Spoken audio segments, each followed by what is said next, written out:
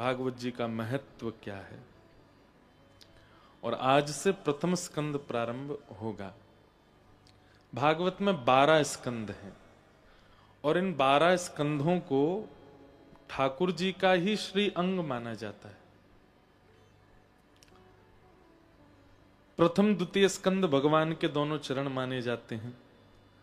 तृतीय स्कंद भगवान का उरु माना जाता है, गोद।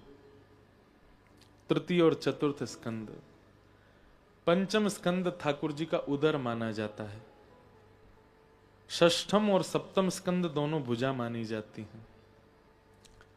अष्टम नवम स्कंद ठाकुर जी का वक्ष माना जाता है। दसम स्कंद हृदय, एकादश स्कंद ललाट और 12वां स्कंद उठी हुई भुजा।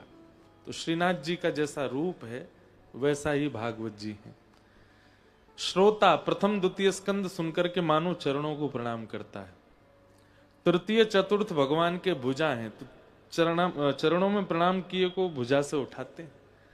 तृतीय चतुर्थ स्कंद में ठाकुर जी भुजा से उठाते हैं। पंचम और षष्ठम स्कंद भगवान के उरु, गोद। ठाकुर जी चरणों में जो आया है उसको उठा करके गोद में लेते हैं। पंचम और कौन कौन से हो गए? प्रथम द्वितीय तृतीय चतुर्थ पंचम और षष्ठ। पंचम स्कंद भगवान का उदर, षष्ठ और सप्तम स्कंद भगवान का वक्ष, नवम दसम स्कंद भगवान का हृदय, 11वां स्कंद भगवान का ललाट और 12वां स्कंद उठी हुई भुजा। तो ऐसा है कि वैष्णव ने ठाकुर जी को प्रणाम किया, ठाकुर जी ने भुजा से उठा के गोद में बिठाया, गोद में उसको देखने लगे, देख करके हृदय से लगाया, हृदय से लगा करके फिर उसको उसके पथ पर आगे बढ़ाया। ये द्वादश स्कंद का एक रूप है। एक प्रकार से आप कोई ग्रंथ किताब या पोथी नहीं पढ़ रहे हैं, आप साक्षात श्री कृष्ण के सर्वांगीण अंगों का दर्शन कर रहे हैं। तो भागवत जी का जो पहला श्लोक है ये 18,000 श्लोकों में सबसे कठिन श्लोक है, सबसे पहला। अच्छा एक बात, जितने भी संस्कृतज्ञ होते हैं भाषा, संस्कृत भाषा के, सबसे कठिन संस्कृत यदि है तो वो भागवत जी। किसी की विद्वत्ता परखनी हो तो उसको भागवत जी सामने खोल दो, बोले पढ़ के बताओ, और उसमें भी पंचम स्कंद, नहीं पढ़ पाएगा। विद्वान की परीक्षा होती है भागवत से। हम लोग तो गुरुजनों की उच्छिष्ट आप सबको सुनाते हैं, संत जनों का आशीष जैसा मिलता है वैसा कहते हैं। तो भागवत जी का पहला श्लोक बहुत ध्यान से सुनिएगा। अब कल से ज्यादा सावधानी आज रखिए, आज से ज्यादा कल रखिएगा। हर दिन सावधानी बढ़ानी है, क्योंकि अब सिलेबस कठिन होता जाएगा। और 3 दिन सावधानी रखनी होती है, प्रथम द्वितीय और तृतीय। चतुर्थ दिन से तो फिर मिठाई मिठाई मिलती है। जैसे स्कूल टाइम कॉलेज टाइम जो होता है, थोड़ी मेहनत कर ले यदि व्यक्ति, तो फिर उसके बाद क्वालिफिकेशन मिल जाती है और उसकी जॉब लग जाती है। फिर बस जाओ, बढ़िया प्रेम से अपना नियम कर्तव्य निभाओ, धन कमाओ, अपने गृहस्थाश्रम में रहो। ठीक वैसे ही पहले दूसरे तीसरे दिन की कथा अगर आपने ध्यान पूर्वक सुनी तो चौथे दिन से कथा में तो फिर नंदोत्सव, नंद घर आनंद भयो, फिर तो ठाकुर जी की ब्रज लीला, बाल लीला, फिर वो अंतरंग बिल्कुल सामान्य लीला में आप प्रवेश, वहां फिर आनंद ही आनंद है। परंतु वही बात है ना कि गुलाब जामुन खाने लायक तब बनोगे जब आपने बचपन में खूब नीम चखा होगा, रसायन पी करके अपने आप को स्वस्थ रखा होगा, तभी आप कुछ भी खाने के अधिकारी हो जाते हैं।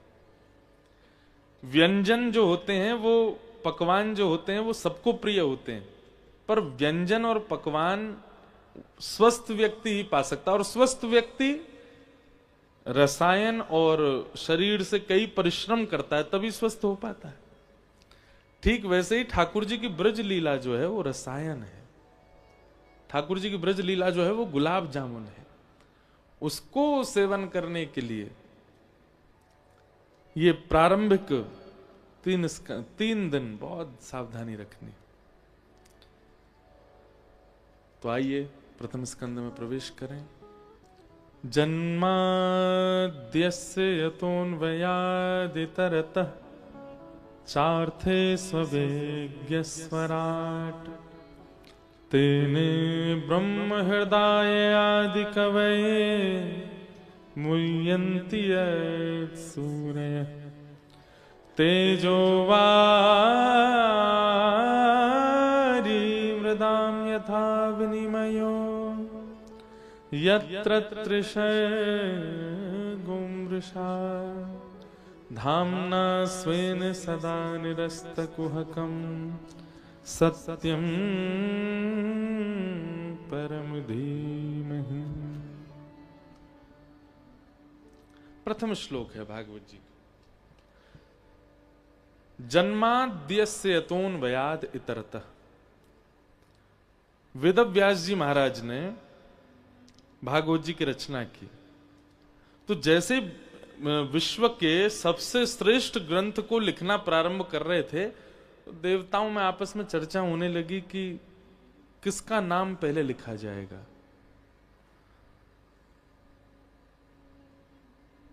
केवल मानवों में ही नहीं होता क्रेडिट लेने की इच्छा कभी कभी देवताओं में भी होती है। इसीलिए विष्णु सहस्त्र नाम में भगवान को अमानी कहा, उनको मान की इच्छा नहीं। ठाकुर जी को नहीं होती इच्छा, पर अन्य देव जो होते हैं उनको मान चाहिए। अगर आपको कुछ प्राप्त हुआ तो आपको उनको मान देना पड़ेगा कि आपकी वजह से मिला, पर श्री कृष्ण नहीं, वो मान रहित हैं। सब देवता टकटकी लगा करके वेदव्यास जी को देख रहे हैं कि वेदव्यास जी विश्व का सबसे श्रेष्ठ ग्रंथ लिख रहे हैं, किसका नाम पहले लिखेंगे। लेकिन नमोस्तुते व्यास विशाल बुद्धे, बहुत ध्यान से सुनिएगा, वेदव्यास जी की बुद्धि को प्रणाम है। उन्होंने पहला श्लोक ही ऐसा लिखा जिसमें किसी देवता का नाम नहीं है और सारे देवता प्रसन्न भी हो गए। ऐसी क्रिया कि किसी के पक्ष में भी ना जाए और सब उससे राजी भी हो जाएं, वो क्रिया करने वाला व्यक्ति सुधी माना जाता है। हमारी बात समझ रहे हैं? इसी को एक प्रकार से न्याय कहते हैं। क्या कहते हैं? न्याय। न्याय का मतलब क्या? किसी के पक्ष में भी नहीं था और दोनों या तीनों या जितने लोग थे वो सब राजी भी थे, उसको न्याय कहते हैं। वेदव्यास जी महाराज यदि अपने प्रथम श्लोक में किसी भी देवता का नाम लिखेंगे तो इसका मतलब वो सर्वोपरि है, बाकी सब सामान्य है। और यदि सबका नाम लिखेंगे तो वेदव्यास जी मन में सोच रहे हैं मैं इतने नाम लिखने में तो पूरी भागवत जी तो नामों में ही चली जाएगी, इतने तो देवता हैं। तो वेदव्यास जी का एक क्षण के लिए कलम रुक गई, सोचने लगे क्या करूं। तब वेदव्यास जी महाराज ने जो श्लोक लिखा है अद्भुत है, इसीलिए व्यास जी को प्रणाम किया जाता है, इसलिए व्यास मंच पर बैठने वाले को भी वंदन किया जाता है। वेदव्यास जी महाराज कहते हैं जो जन्म और मृत्यु से परे है, संबोधन क्या है? जो, कौन ये नहीं पता, जो जन्म और मृत्यु से परे है, जिसको सब पता है। चार्थे स्वविज्ञ स्वराट, जो अविज्ञ है, अनविज्ञ नहीं है, उसको सब पता है। तेने ब्रह्म हृदय आदि कवये मुह्यन्ति यत् सूरयः, समस्त देवी देवता जिसके वश में रहते हैं, पृथ्वी जल अग्नि वायु आकाश पंचभूत जिसके अधीन हैं,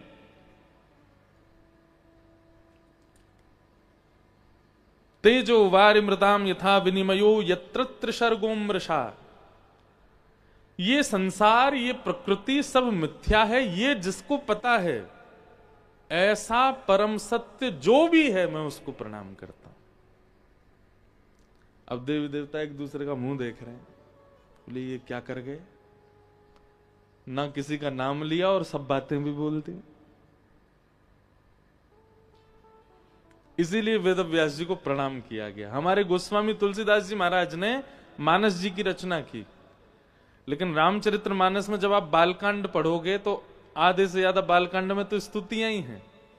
उनको प्रणाम, इनको प्रणाम, संतों को प्रणाम, वैष्णवों को प्रणाम, दुर्जनों को प्रणाम, कौशल्या मैया को प्रणाम, सुमित्रा जी को प्रणाम, अयोध्या नगरी को प्रणाम, जानकी जी को प्रणाम, हनुमान जी को प्रणाम, शंकर जी को प्रणाम, सबको प्रणाम। इतना बड़ा प्रणाम प्रसंग है। लेकिन वेदव्यास जी महाराज ने केवल एक श्लोक बोला है और उस श्लोक में भी किसी का नाम नहीं बोला। क्या कहते हैं? सत्यम परम धीमहि, जो भी परम सत्य है मैं उसको प्रणाम करता हूं। तो बोले आप प्रणाम कर रहे हो, प्रणाम उसको करना चाहिए जिसको आप जानते हो। बोले हाँ मैं जानता हूं ना, वो जन्म आदि से परे है। वो पंचभूतों को अपने अधीन करके रखता है, सारे देवी देवता उसके अधीन रहते हैं, वो सब जानता है, उससे कुछ भी चीज छुपी नहीं है। ऐसे परम सत्य को मैं प्रणाम करता हूं। ये श्लोक जैसे ही लिखा गया, शेष नाग पर पौड़े भगवान श्रीमन नारायण जोर से हंसे। लक्ष्मी जी बोली आप क्यों हंस रहे हो? उन्होंने नाम तो बोला नहीं आपका, आप क्यों खुश हो रहे हो? भगवान बोले लावारिस जमीन, लावारिस व्यक्ति सरकार का ही होता है। ये लावारिस श्लोक है, इसमें किसी का नाम नहीं, इसलिए मेरा ही है, क्योंकि हम परमात्मा हैं, हम सरकार हैं। ऐसी ही घटना घटी कब? जब गजेंद्र ने स्तुति गाई थी, गजेंद्र मोक्ष स्तोत्र। जरूर पाठ किया कीजिए। कल रात में थोड़ी देर चर्चा हो रही थी इंदु जी से, और साथ में आप भी आई थी, शिव महिम्न स्तोत्र की। स्तुतियां क्या हैं? जैसे उसको क्या बोलते हैं, जैविक होता है ना, जो बहुत अच्छे से फार्मिंग की जाती है, बहुत अच्छे से बीजों को रोपण किया जाता है, उनसे फिर मतलब खाद में बीज डाल, मुझे आती नहीं फार्मिंग, पर मैंने नाम ही सुना बस उसका, वो बहुत शुद्ध माना जाता है, ऑर्गेनिक। हाँ बहुत बढ़िया, ऑर्गेनिक। तो ऑर्गेनिक जो होता है ना, उसकी वैल्यू भी बढ़ जाती है, उसकी क्वांटिटी कम हो तो भी वैल्यू बढ़ जाती है। जो ऑर्गेनिक नहीं होता वो इतना ले लो, वो बेचारा कोने में पड़ा रहता। ऑर्गेनिक को तो जेब में रखते हैं, ऑर्गेनिक हो तो उसको थोड़ा ही मिल जाए, वही अरे महाराज जी हमारे फार्म से निकला है, ऐसी ऐसी खाद बनाए। ठीक वैसे ही ऑर्गेनिक है।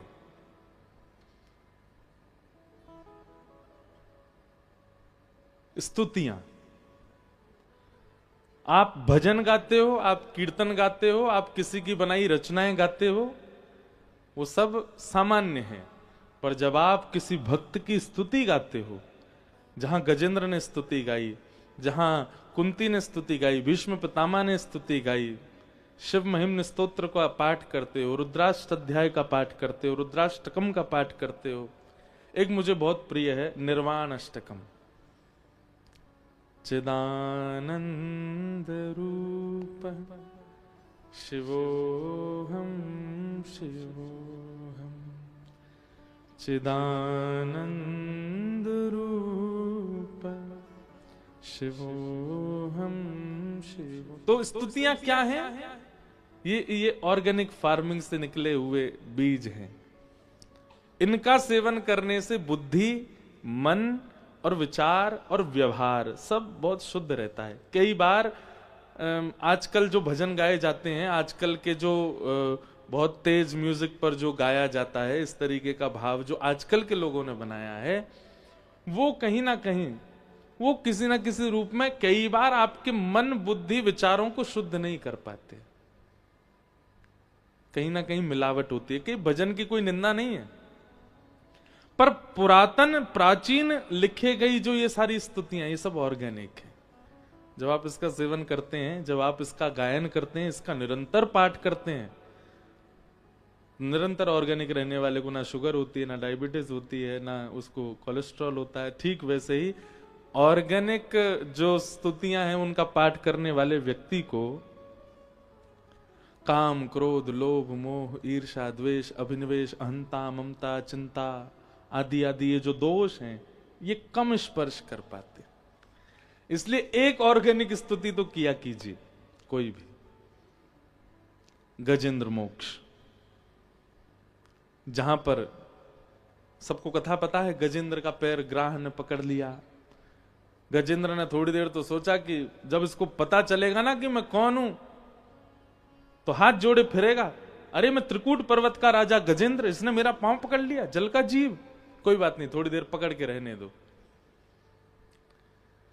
लेकिन थोड़ी देर की जगह वो और ज्यादा बलशाली होता चला गया। 3 दिन हो गए और गजेंद्र बाहर नहीं आ पाए। पत्नी चली गई, बच्चे सब छोड़ छोड़ करके चले गए। गजेंद्र को वास्तविकता पता चलने लग गई, संसार में जिनके लिए मैंने सब कुछ किया, आज मेरी विषम परिस्थिति आई तो सब छोड़ के चले गए मुझे, यहां कोई नहीं है अपना। तो गजेंद्र जो था वो अपने पूर्व जन्म में इंद्रद्युम्न नाम का एक राजा था। बहुत ध्यान से सुनिए, इंद्रद्युम्न नाम का राजा था और उस राजा के भेष में उसने अपने ठाकुर जी के लिए इस स्तुति को बनाया था, गजेंद्र मोक्ष स्तुति को। लेकिन उनसे एक अपराध बना जिसके कारण उनको पुनर्जन्म में गजेंद्र एक जानवर बनना पड़ा। वो अपराध क्या था? अपने ठाकुर जी की सेवा कर रहे थे और तभी किसी संत का आगमन हुआ। तो संत जैसे ही आए तो इनको पता चल गया था कि मेरे घर पर एक संत आए हैं, लेकिन इन्होंने फिर भी क्या किया, उनकी तरफ देख करके एक बार भी ऐसे नहीं कहा कि महाराज जी विराजो, मैं सेवा कर रहा हूं, बल्कि देख करके मन में विचार किया अब इनको प्रणाम और करना पड़ जाएगा।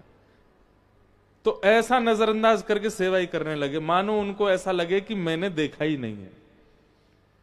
और इस वैष्णव अपराध के कारण, सोचिए कितनी छोटी सी बात है ये, कि आपके घर कोई महापुरुष आए और आपने उनको देख करके 1 मिनट के लिए बस नजरअंदाज किया, और सेवा करने के बाद इंद्रद्युम्न राजा ने, किसी सेवक ने जगह, वो संत आए, अच्छा अच्छा अच्छा, अरे महाराज जी मैं तो पहचान ही नहीं पाया, आप पधारे थे, जबकि वो जानते थे कि आए हैं।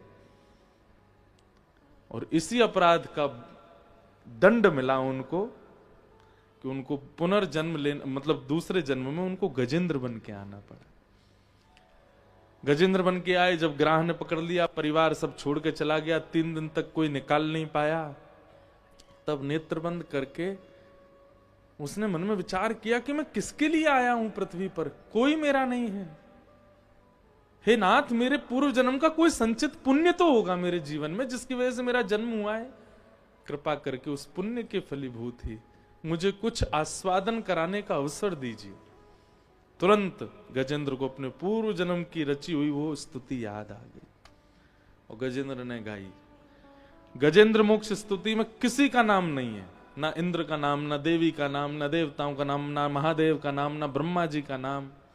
बस गजेंद्र गाता जा रहा है। आकाश में सारे देवता खड़े हैं और सब अपने अपने वाहन लेके खड़े हैं। बोले गजेंद्र तू एक बार बोल तो सही, हमारा नाम हम अभी भी आते हैं। गजेंद्र ने किसी का नाम नहीं बोला। इतने में नारायण खड़े हुए, गरुण जी को बुलाया, इधर आओ। लक्ष्मी जी फिर बोली, आप क्यों जा रहे हो? आपका नाम लिया उसने? देवी, लावारिश स्तुति है और लावारिश पे मेरा अधिकार है, उसमें किसी का नाम नहीं है, इसका मतलब वो मेरी है। आइए गरुण जी पधारिए। गरुण पर बैठे और तुरंत जैसे ही गए हैं गजेंद्र की रक्षा करने के लिए, पूरी स्तुति में गजेंद्र ने नाम नहीं बोला। अंतिम श्लोक में जैसे ही गजेंद्र ने आकाश में देखा, शंख चक्र गदा पद्मधारी साक्षात नारायण रक्षा के लिए आ रहे हैं, तब गजेंद्र ने उसी सरोवर के पुष्प को तोड़ के ऊपर की ओर किया और अंतिम स्तुति अंतिम श्लोक में कहता है, नारायण खिल गुरु भगवन नमस्ते। ऐसे हैं हमारे ठाकुर जी, अमानी, मान रहित।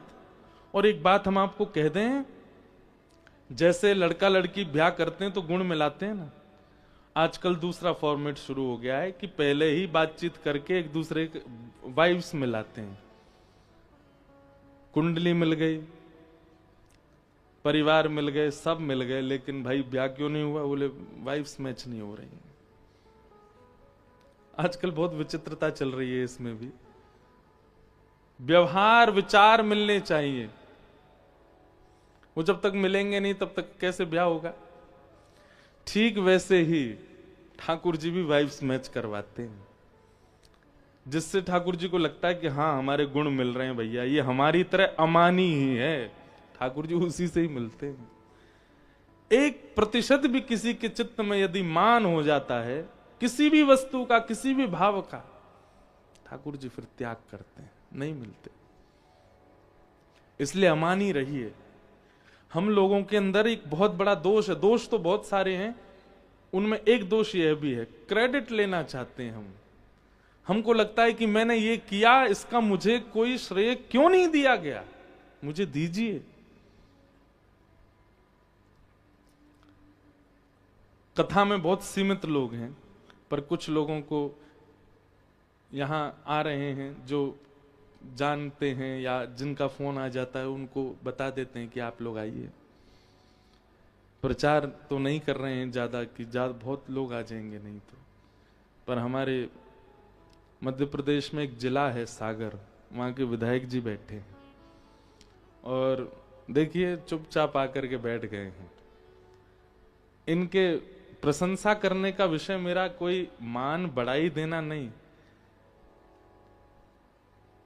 एक सीखने की भावना है। क्या मान रहित हैं, मान नहीं। और ये मैंने अनुभव कर लिया कि ठाकुर जी को मान रहित व्यक्ति अति प्रिय है। आपके यहां भी कथा हुई थी कुछ दिन पहले, मैं तो कई जगह बोल भी देता हूं, मैंने कि मैं 7 दिन में मुझे लगा ही नहीं कि मैं विधायक जी के साथ हूं। कोई ऐसा व्यवहार नहीं, कोई ऐसी विचार नहीं, बहुत सरल स्वभाव। ऐसी हमारी हिंदू जी हैं, ये भी बहुत सरल सहज हैं। इनको कोई कैसे बोल दे, न्यायाधीश न्यायालय में बैठी हैं, खूब न्याय किए हैं, पर सरल स्वभाव है। उसका ज्यादा प्रचार नहीं है कि हम ऐसे हैं या ऐसे थे या वैसे थे। ऐसा बनना चाहिए, लेकिन दिक्कत यह है कि व्यक्ति बहुत लेट समझता है और बहुत लेट परिवर्तन करना प्रारंभ करता है अपने अंदर। हम इसीलिए 28 वर्ष से ही कथा कर रहे हैं, मतलब अभी 28 वर्ष के, कथा तो हम 18 साल से कर रहे हैं, 18 साल के थे तब से कर रहे हैं। क्यों? क्योंकि इस उम्र में परिवर्तन करने के बाद जो सुख का अनुभव होता है ना पूरे जीवन, हमें कहीं ना कहीं ऐसी संतुष्टि लगती है कि हमारा आना सार्थक हो गया पृथ्वी पर। हम अपने माता पिता के यहां जन्मे और जन्म लेकर के जो कुछ भी किया, अब जिस क्रिया में हम हैं हमें बहुत संतुष्टि है।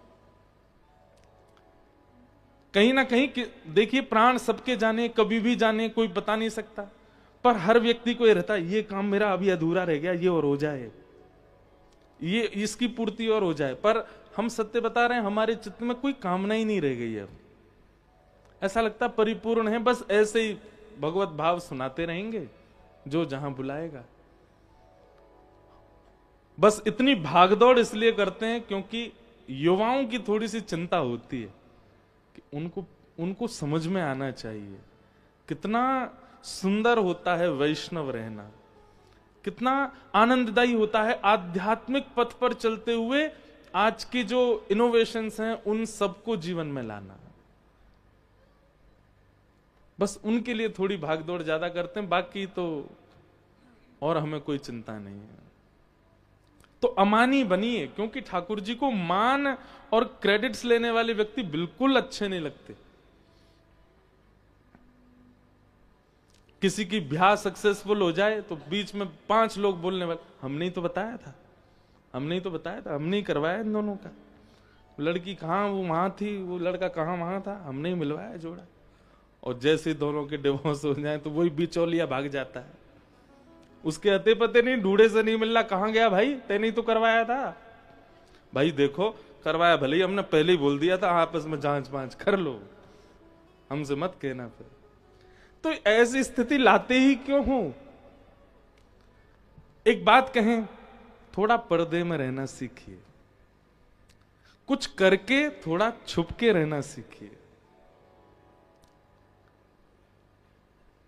कुछ बना करके अंतर ध्यान होना सीखे। ठाकुर जी अंतर ध्यान ही रहते हैं, उनका स्वभाव है ऐसा। तो आप यदि तिलक लगाते हैं, कंठी पहनते हैं, नाम जप करते हैं, कथा श्रवण करते हैं, ये सब गुण ठाकुर जी देख लेते हैं। लेकिन एक बहुत विशेष गुण ठाकुर जी देखते हैं कि ये अमानी है कि नहीं मेरी तरह, कहीं इसके चित्त में मान की इच्छा तो अति नहीं है। तो भागवत जी के प्रथम श्लोक में आश्चर्य की बात है कि ठाकुर जी का नाम ही नहीं है। सत्यम परम धीमहि, जो परम सत्य है हम उसको प्रणाम करते हैं। भागवत जी के दूसरे श्लोक में 4 बातें बताई गई, विषय, अधिकारी, संबंध और प्रयोजन। बहुत ध्यान से सुनिएगा। भागवत जी का विषय क्या है, भागवत जी का अधिकारी कौन है, भागवत जी का संबंध क्या है और प्रयोजन क्या है। ये 4 बातें किसी भी फील्ड में आप जाएंगे, ये चारों चीजें आपको पता होनी चाहिए, विषय, अधिकारी, संबंध और प्रयोजन। जैसे लॉ है, उसका विषय आपको पता है, विषय क्या है। दूसरी बात, अधिकारी कौन है, जो इतना अध्ययन कर चुका होगा, जो इतने नियम जानता होगा, जिसने ये किताबें पढ़ी होंगी, जिसने ये एग्जाम्स क्लियर होंगे, वो अधिकारी। फिर तीसरी बात आती संबंध। उसका संबंध क्या है, बोले उसका संबंध न्यायालय से है, वो न्याय दिलाने के लिए ऐसा बना है। और अंतिम बात आती है प्रयोजन। प्रयोजन क्या है, प्रयोजन क्या है, किसी भी व्यक्ति का कोई भी पक्ष हो, वो पक्ष स्पष्ट रूप से कैसे प्रस्तुत किया जाए, ये उसका प्रयोजन है। किसी भी फील्ड में आप जाएंगे, चारों चीजें अनिवार्य है, विषय, अधिकारी, संबंध और प्रयोजन। भागवत जी के ये चारों क्या है। तो सबसे पहली बात विषय, तो धर्म प्रोजित कैतवोत्र परमो निर्मत्सराणां सतां वैद्यं वास्तवमत्र वस्तु शिवदं तापत्रयोन्मूलनम्।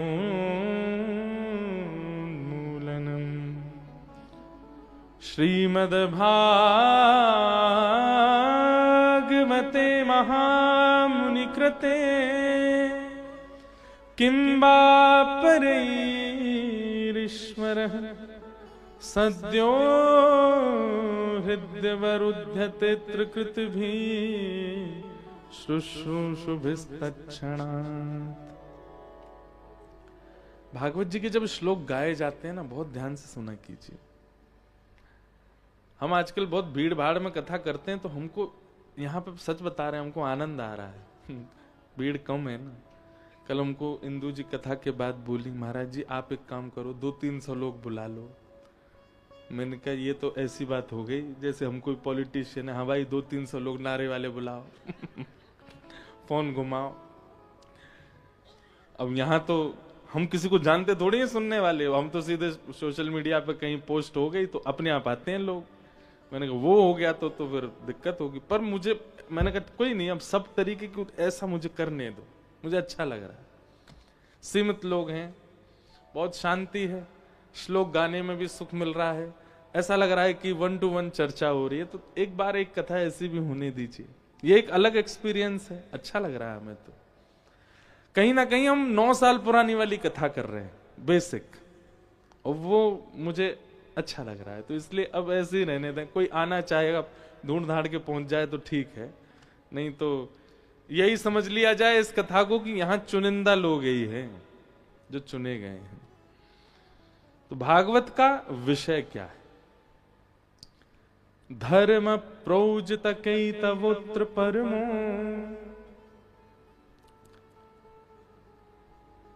बहुत सुंदर बात है। धर्म और परम धर्म, ये 2 कर्तव्य हैं हमारे, धर्म और परम धर्म।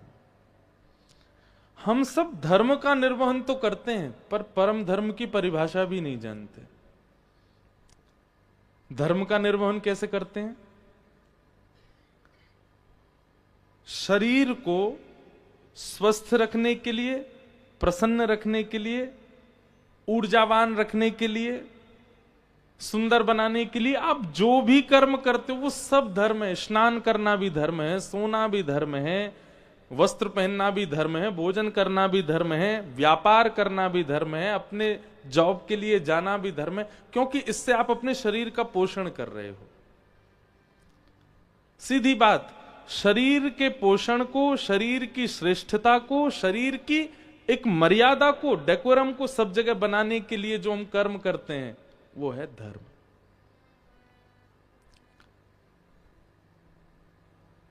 हमारी बात समझ रहे हैं ना? शरीर के लिए जो कुछ भी आपने किया जन्म से लेके आज तक, शरीर जिसमें प्रधान है, वो सब धर्म है।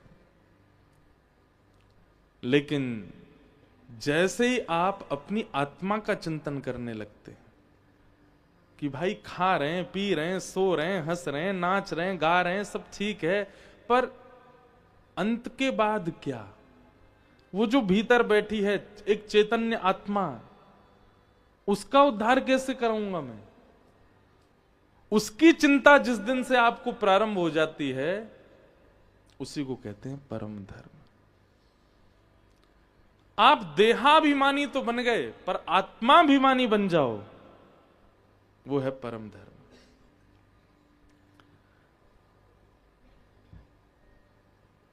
बड़े बड़े लोगों को देखिए आप, 1-1 लाख रुपए के तो क्रीम्स लगाते हैं फेस पे, तब भी ग्लो नहीं आ पाता।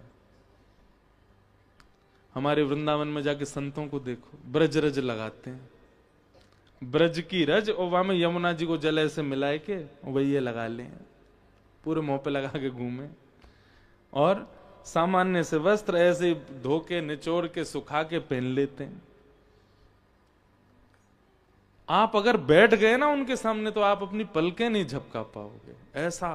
ऐसा एक आकर्षण उनमें से प्रकट होता है। ऐसा लगता है कि बस मन शांत हो गया, देखते रहें बस इनको, ऐसे ही देखत रहूं मैं जन्म सफल कर मानूं। क्यों? क्योंकि कहीं ना कहीं वो व्यक्ति परम धर्म वाला है। अच्छा एक बात बोले, बुरा नहीं मानिएगा, कभी स्टेज परफॉर्मेंस पे कोई एक्टर आया है, आप उसको स्टेज पे तो बहुत बढ़िया लगेगा वो, और वही मेकअप उतार के आपको दिख जाए, आप नहीं देख पाओगे उसको, क्योंकि उसका जो कर्म है वो धर्म है। वो शरीर को प्रधान मान करके अपनी फिजिक्स बना लेगा, अपनी वो क्या बॉडी वॉडी बना लेगा, 6 पैक निकाल लेगा, ऐसा फेस बना लेगा, बाल वाल खड़े करके बढ़िया महाराज बालकों के बीच में अट्रैक्शन का केंद्र बन जाएगा। पर वही व्यक्ति अपनी सामान्य स्थिति में आ जाए तो लोग बाग उसको ट्रोल करने लगते हैं, ऐसा दिखता है, अरे राम कितना भयानक है, कैसा है। कोई नहीं उससे आकर्षित होगा। पर भजनानंदी व्यक्तियों को देखिए, भजनानंदी महापुरुषों को देखिए, उनका चलना, बैठना, उठना, बोलना, लेटना, सोना, हंसना, सब कुछ इतना आनंद देने वाला क्यों बन जाता है? क्योंकि वो परम धर्मी है। वो धर्मी नहीं है, वो परम धर्मी है। वो देहाभिमानी नहीं है, वो आत्माभिमानी है।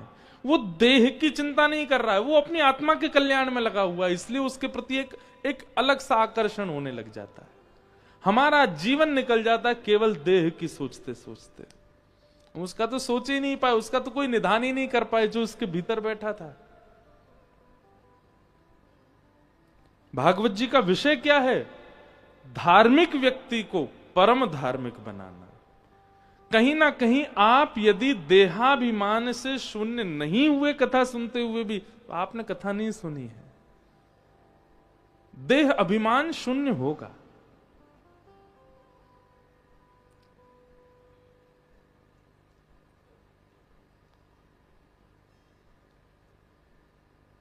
मीराबाई का एक पद मैं गाता हूं,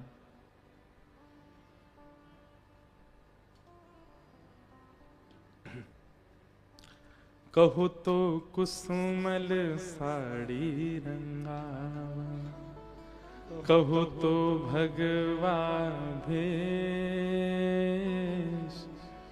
कहो तो मोतियन मांग भरावा, कहूँ छिटकावा केश बाला, मैं वैरागन हूँगी, मैं वैरागन। हो बाला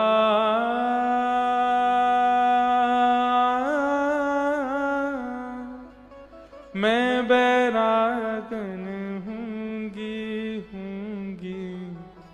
मैं बैरागन हूंगी मैं बैरागन। मीराबाई कहती हैं, कहो तो कुसुमल साड़ी रंगावा। अगर कोई कह दे कि ठाकुर जी को ऐसी साड़ी पहनोगे तो ठाकुर जी के प्रिय बन जाओगे, तो मीराबाई तुरंत पहन लेती है। तभी कुछ संत महात्माओं को देख करके मीराबाई कहती हैं, अरे ठाकुर जी को कुसुमल साड़ी पे। संत कहते नहीं नहीं, ठाकुर जी को तो ऐसे हमारी तरह भगवा भेष प्रिय है। तो कहो तो भगवा भेष। अगले क्षण ही मीराबाई भगवा पहन करके आ जाती हैं। कहो तो मोतियन मांग भरावा। कभी मीराबाई अपने राजकोष के सारे गहने पहन करके घूमने लग जाती हैं। और कहो छिटकावा केश। कभी कभी तो अपने केश मुड़ाने की स्थिति में आ जाती हैं। क्यों? क्योंकि अपने लिए देह की स्थिति नहीं है उनकी। जिन भेषा मारो साहिब रीझ है, मैं सो ही भेष धरूंगी बाला मैं बैराग न होंगी। इसी को कहते हैं परम धर्म। हम आपको जोगी बनने के लिए, बैरागन बनने के लिए प्रोत्साहित नहीं कर रहे हैं, पर हम आपसे कहना चाह रहे हैं कि अब चिंता होनी चाहिए। और चिंता अब नहीं होनी तो बचपन से ही, हमारी उम्र से ही होनी चाहिए थी, कि देह के भीतर जो है वो चैतन्य परमात्मा, वो है आत्मा। उसको परमात्मा से मिलना है और उसके बीच के कर्तव्य के लिए मुझे क्या करना चाहिए, वही है परम धर्म।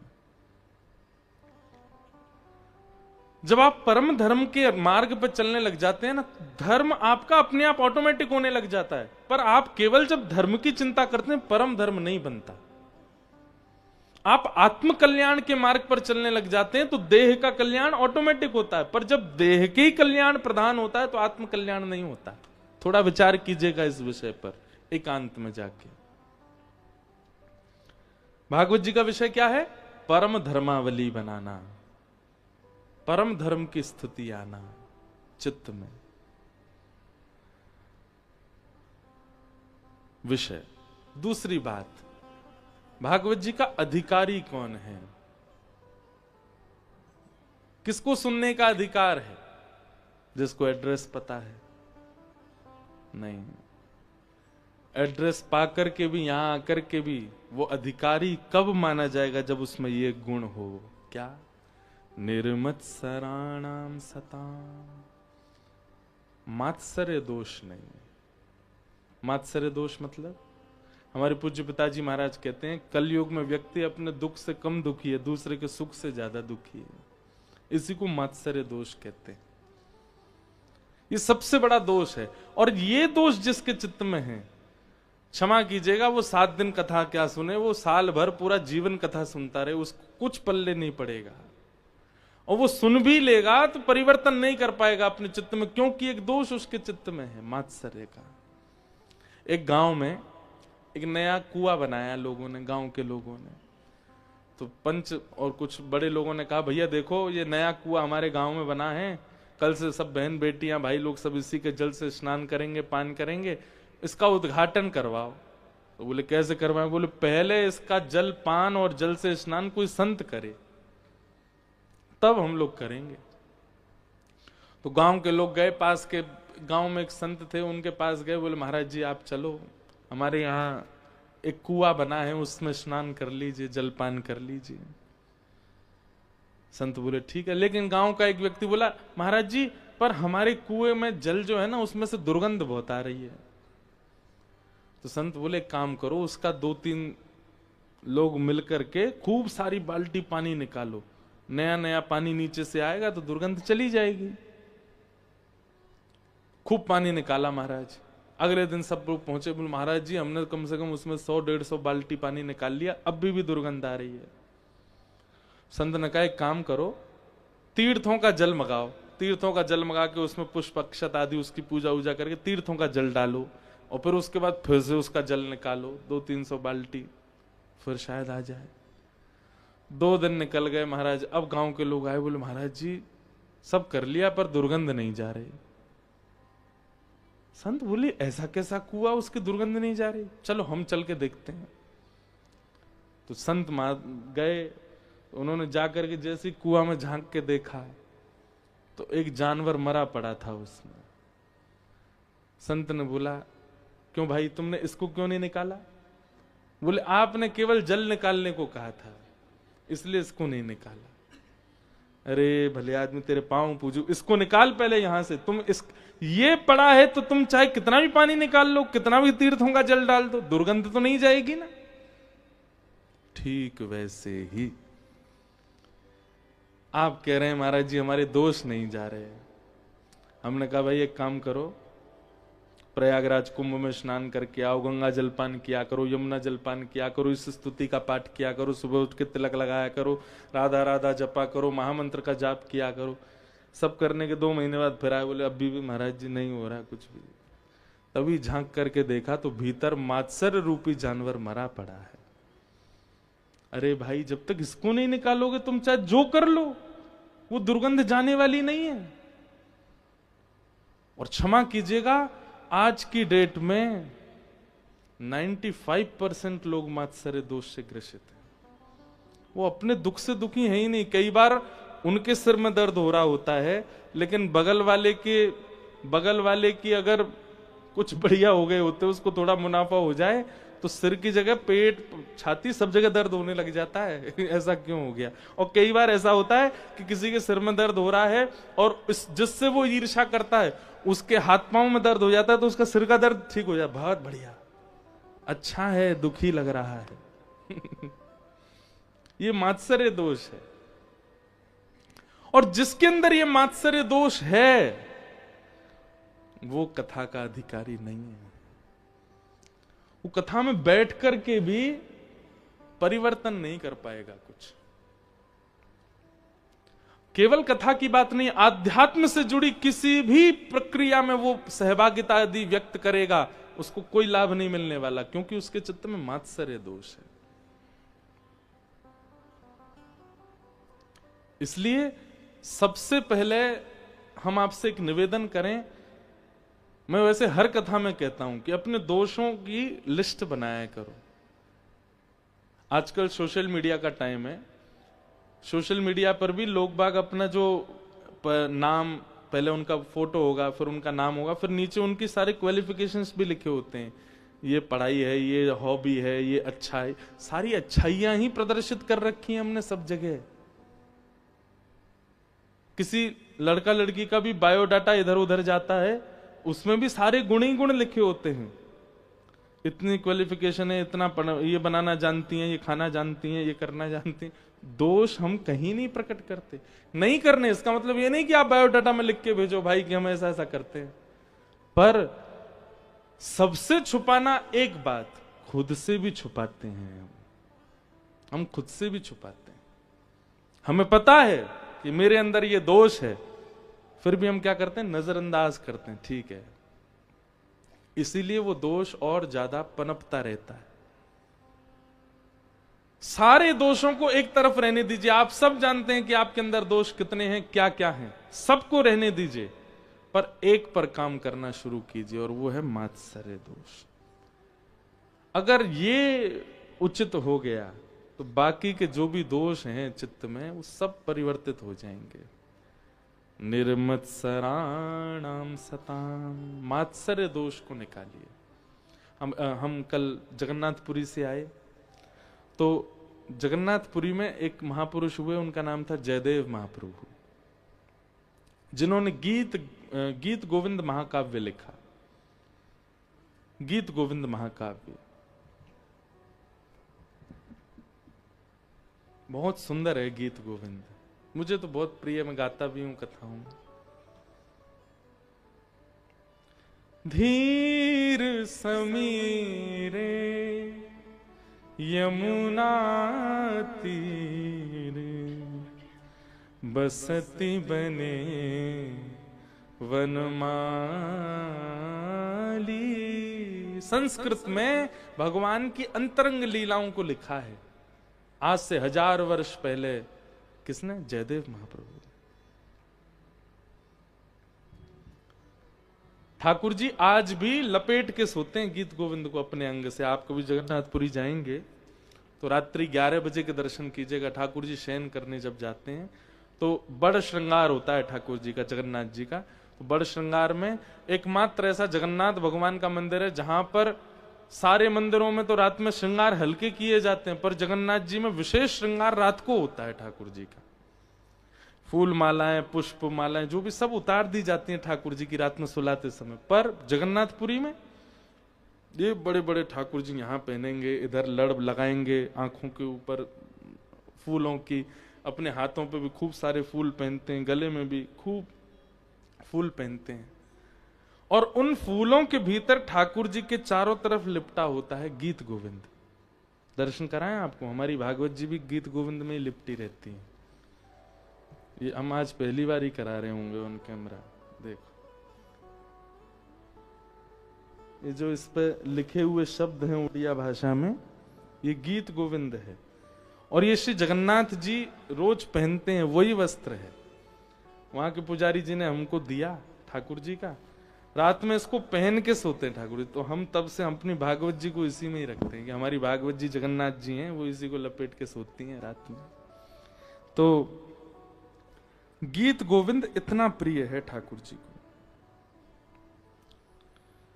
गीत गोविंद महाकाव्य की जब बहुत ख्याति होने लगी सर्वस्व जगत में, तो एक ईर्ष्यालु व्यक्ति ने एक और महाकाव्य लिखा, उसका नाम भी गीत गोविंद कर दिया। तो लोग बाग उसको खरीदने लगे, लोग बाग उसकी प्रशंसा भी करने लगे। उसके मन में यह भावना थी कि मेरे गीत गोविंद का भी प्रचार हो जाए जैसे जयदेव महाप्रभु के का हो रहा है, और बल्कि ऐसी भावना आ गई थी इनका कमो मेरा ज्यादा हो जाए। तो स्वयं श्री जगन्नाथ जी पहुंच गए उसके स्वप्न में, और स्वप्न में जाकर के कहा, अपने तुमने जो लिखा है इसको अभी विसर्जित करके आओ समुद्र में। गीत गोविंद एक ही रहेगा क्योंकि जयदेव महाप्रभु ने पहले लिखा है, और उनकी भावना से, तुम्हारी भावना मेरी प्राप्ति, मेरी प्रसन्नता नहीं है, उनको नीचा दिखाने की है, उनसे ज्यादा श्रेष्ठ बनने की है। तुरंत वो व्यक्ति गए, अपना गीत गोविंद विसर्जित करके आए समुद्र में। ठाकुर जी को सोचिए मात्सर्य दोष से कितनी पीड़ा होती है। दोष तो अनेक होते हैं लोगों में, काम है, क्रोध है, लोभ है। कभी किसी को ठाकुर जी स्वयं समझाने गए हों किसी दोष के कारण? नहीं। पर ईर्ष्या का दोष यदि किसी भक्त के प्रति हो जाता है, ठाकुर जी को प्रिय नहीं। इसलिए मात्सर्य दोष से बचिए।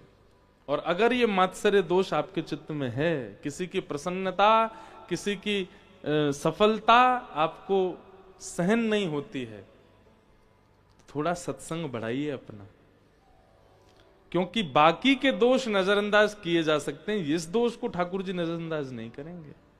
मैं कथा में कहता हूं, कामियों को भी ठाकुर जी मिले हैं, क्रोधियों को भी मिले हैं, लोभियों को भी मिले, पर ईर्ष्यालु को नहीं मिले।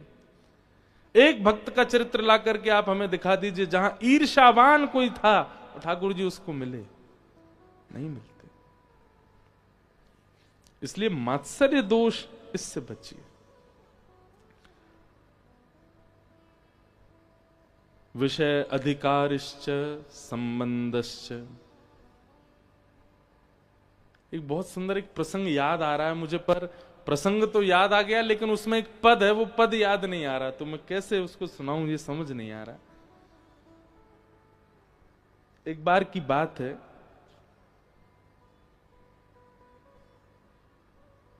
हमारे वृंदावन में अष्ट सखा हैं।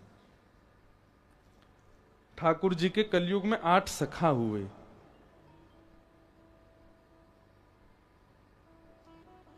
अब जिन लोगों ने हमारी कथा पहले सुनी उनको तो अष्ट सखाओं के बारे में पता होगा, और जो पहली बार सुन रहे हैं उनको नहीं पता होगा। जब श्रीनाथ जी, गोवर्धन नाथ एक दिन आएंगे, हमारी इंदु जी कल कह रही थी महाराज जी लाल जी कथा में आएंगे, मैंने कि चलो लेके आएंगे यहाँ भी एक दिन। 5वें दिन आएंगे ठाकुर जी। तो श्रीनाथ जी हैं, ऐसी भुजा, ये नीचे नेत्र हैं, ये हाथ कटी पर है।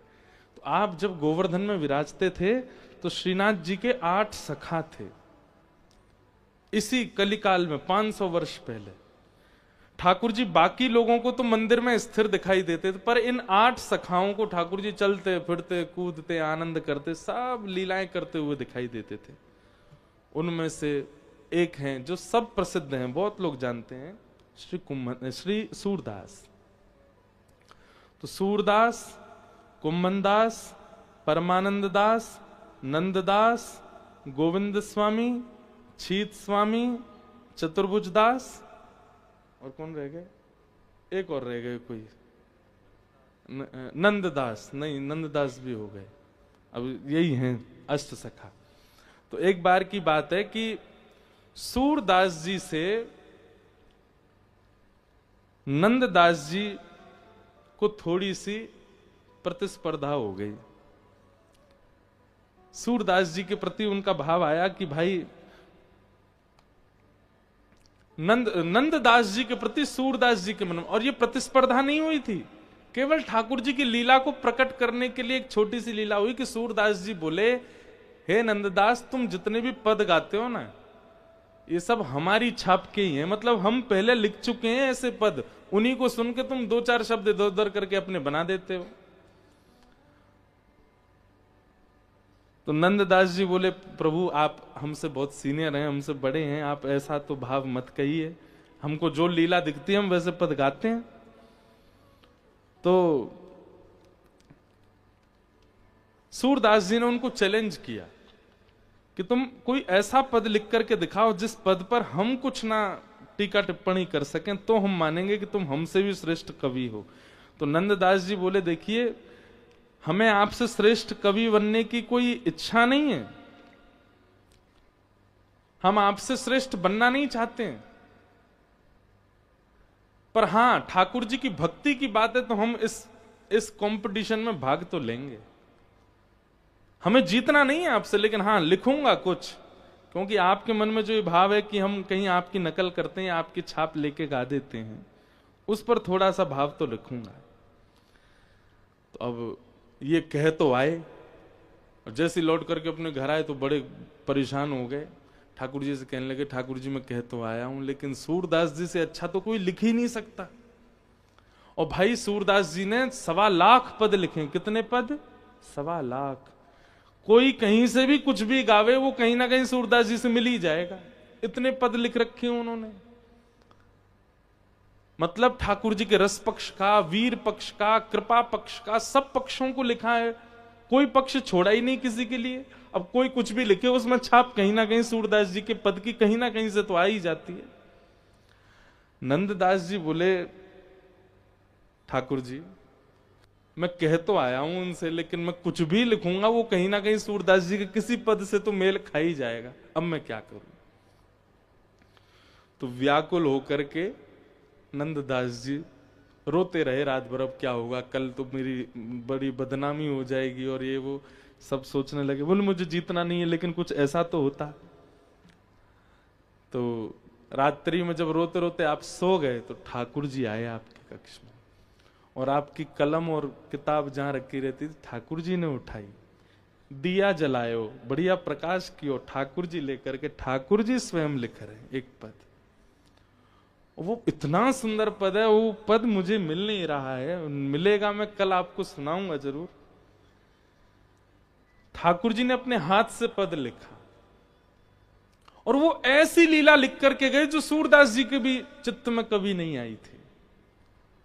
ठाकुर जी की गौचारण लीला है, और गौचारण लीला में एक ऐसा भाव था जो सूरदास जी ने भी नहीं सोचा। अब ठाकुर जी रात भर बैठे लिख करके, और उस पद को नंददास जी की छाप, अंत में नंददास जी का नाम लिख दिया, और लिख करके ठाकुर जी प्रेम से उसको पधरा के चले गए। सुबह नंददास जी उठे, बोले अब मैं क्या भाग जाता हूं व्रत छोड़ के, क्योंकि रहूंगा तो वो आ जाएंगे मुझसे पूछने, हाँ भाई क्या लिखा तुमने। सब सामान समेटने लगे, वो किताब जिसमें पद लिखते थे वो उठाई, तो कलम बीच में रखी थी, जैसे ही खोल करके देखा तो एक नवीन रचना। और लेखनी, हर व्यक्ति अपनी लेखनी जानता है, लेखनी इतनी सुंदर कि एक एक अक्षर पर ही नेत्र टिक रहे हैं। जैसे ही उस पद को उन्होंने पढ़ा, एक अद्भुत अद्भुत भाव। ठाकुर जी गैया चराने जाते हैं, और जब ठाकुर जी गैया चराने, भाव सुन लीजिए, पद मुझे याद नहीं, भाव सुनो। ठाकुर जी गैया चराने जाते हैं, तो जब गैया चराने जाते हैं तो ठाकुर जी, गैया तो वन में विचरण कर रही हैं, कोई घास खा रही है, कोई जल पी रही है, कोई कहीं चल रही है। ठाकुर जी इतनी देर क्या करते हैं? तो ठाकुर जी कभी तो बंशी बजाने लगते हैं, कभी कुछ यशोदा मैया ने दिया तो पा लेते हैं, और फिर थोड़ी देर बाद ठाकुर जी पेड़ के नीचे लेटे रहते हैं, कभी लता पत्रों को उछालते रहते हैं। कोई फोन तो था नहीं, ठाकुर जी कोई गेम खेल रहे हैं, क्या करें? तो ठाकुर जी कौतुक करते हैं। कैसा कौतुक? थोड़ी घास निकाल करके अपने कानों के ऊपर डाल लेते हैं, अपने सुंदर सिर पर जो पाग है उसमें अलग अलग पत्ते पिरो लेते हैं, अपने हाथों में बेल होती है ना, जो बेल जो ऐसे चढ़ जाती है वृक्षों पर, उन बेलों को तोड़ करके अपने हाथों पर बांध लेते हैं, उन्हीं को अपनी कमर पर बांध लेते हैं। सुंदर सिर से लेकर के पैर तक सारे आभूषण उतार करके घास पत्ते बेल, इन्हीं से ठाकुर जी अपना वनमाली श्रृंगार करते हैं। और उस श्रृंगार को करने के बाद ठाकुर जी, एक श्रृंगी है ठाकुर जी की, जिसका नाद सुनते ही गैयाएं पूंछ उठा करके दौड़ती हैं ठाकुर जी के पास कि चलो गैयाओं, नंद भवन वापस जावे को समय है गयो। तो आज ठाकुर जी ने दोपहर में ही वो श्रृंगी बजा दी, तो गैया सब पूंछ उठा उठा करके दौड़ी, बोले कि अभी तो समय भयो नहीं, ये लाला श्रृंगी क्यों बजा रहे हैं? और जैसे ही गोपियों ने आकर, जैसे ही गैयाओं ने आकर के ठाकुर जी को देखा, ठाकुर जी के यहाँ पत्ता पिरोए भये हैं, कानन के ऊपर घास लगी है, यहाँ पे बेल लगी है, कमर पे बांध रखी है, इतना सुंदर वनमाली भेष ठाकुर जी ने बना रखो है। तो गैयाएं इतनी प्रसन्न हो जाती हैं, बोले अच्छा तो लाला यूं कह रहे हैं बगीचा में मत चरो, मैंने सब अपने ऊपर डाल लियो, मुंह में ही चल लो। और सब गोपी दौड़कर, सब गैया दौड़ करके आई, कोई ठाकुर जी के कान के ऊपर चाट रही है। अब जैसी गैया चाटती है ठाकुर जी गुलगुली होती है, फिर ठाकुर जी इधर भागते हैं, फिर कोई गैया आगे से घेर लेती है, ठाकुर जी के इधर चाटती है। तो इस प्रकार ठाकुर जी अपना वन में गौ चराते हुए मन लगा रहे हैं। इस पद को ठाकुर जी ने लिखा। नंददास जी पहले तो बहुत रोए, उस भाव, बोली किसी के चित्त में आने वाला भाव ही नहीं है, कौन सोच सकता है ऐसा? सूरदास जी आ गए, और सूरदास जी जैसे ही आकर के बैठे, नंददास जी ने वो पद सुनाया। सूरदास जी कहते हैं, मैं अपनी कलम तोड़ दूंगा और अपने 1.25 लाख पदों को यमुना जी में प्रवाहित कर दूंगा। ये पद तुमने नहीं लिखा है, ये तुम्हारे चिंतन है ही नहीं। तो बोले आप बताओ किसने लिखा है? बोले ये किसी व्यक्ति की रचना नहीं है, ये स्वयं श्याम सुंदर ने लिखा है, स्वयं ठाकुर जी लिख करके गए। सूरदास जी ने नंददास जी को हृदय से लगा लिया। बोले आप मुझे हृदय से क्यों लगा रहे हैं? मैंने तो लिखा नहीं। बोले तुमने नहीं लिखा, लेकिन तुम्हारी लाज बचाने के लिए ठाकुर जी लिख करके गए हैं। तो इसका मतलब है ठाकुर जी मुझे प्रमाण देना चाहते हैं कि भाई तुम नंददास से प्रतिस्पर्धा मत करो। ठाकुर जी को क्या गरज पड़ी, क्यों लिखने आएंगे ठाकुर जी स्वयं?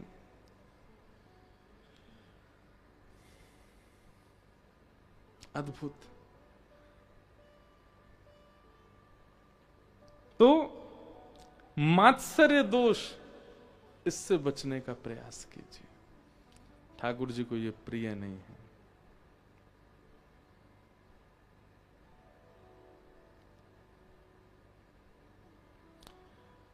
वैद्यं वास्तवमत्र वस्तु शिवदं तापत्रयोन्मूलनम् श्रीमद्भागवते महामुनिकृते किं वा परैरीश्वरः सद्यो हृद्यवरुध्यते त्रिकृतिभिः शुश्रूषुभिस्तच्छणा। विषय परम धर्म, अधिकारी, मात्सर्य दोष से रहित व्यक्ति, और तीसरी बात आई संबंध। वैद्यम वास्तवमत्र वस्तु शिवदम। कल भी मैंने कहा था कि कथा का मूल उद्देश्य क्या होता है? ठाकुर जी आपको भगवान नहीं लगेंगे, ठाकुर जी नहीं लगेंगे, ठाकुर जी से आपका कोई संबंध स्थापित हो जाएगा। और आप जबरदस्ती आप मत मानना हमें तो ठाकुर जी लाला लगते हैं, हम तो लाला मानेंगे, नहीं ऐसे नहीं। वो स्वयं बताएंगे कि वो आपको आपका क्या बनना चाहते हैं, वो आपको किस भाव में, क्यों फिर ऐसा होगा राधा रमन जी जाओगे, राधा वल्लभ जी जाओगे, कहीं भी ठाकुर जी का विग्रह देखोगे, आपको वही संबंध में वो दिखा करेंगे।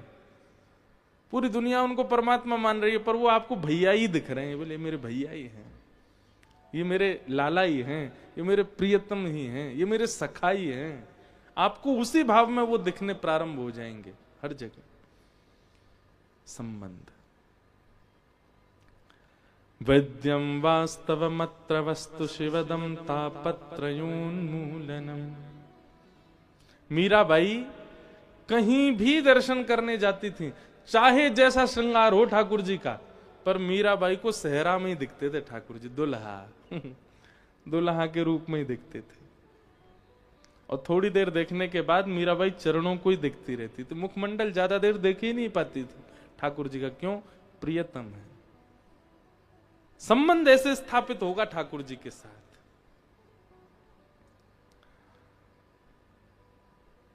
वैद्यम वास्तवमत्र वस्तु शिवदम तापत्रयोन्मूलनम। भागवत जी का प्रयोजन क्या है, तापत्रयोन्मूलनम। उन्मूलन किसको कहते हैं, नष्ट को, खींचने को। तीन प्रकार के ताप हैं, आदि दैविक, आदि भौतिक, आध्यात्मिक। इन्हीं तीन तापों का बहुत विस्तार है। तीनों प्रकारों के तापों को जो हमारे चित्त से उन्मूलन कर देते हैं, नष्ट कर देते हैं, श्रीमद्भागवते महामुनि कृते किंबा परैरीश्वर सद्यो हृदय वरुध्यतिकृतभि शुश्रूषुभिस्तच्छणा। तो विषय, अधिकारी, संबंध और प्रयोजन, ये चार बातें स्पष्ट हो भागवत जी का द्वितीय श्लोक। अब आता तृतीय श्लोक। निगम कल्पतरोर्गलितं फलम सुखमुखादमृतद्रव संयुतं पिबत भागवतं रसमालयम् मुहुर्हो रसिका भुवि भावुका।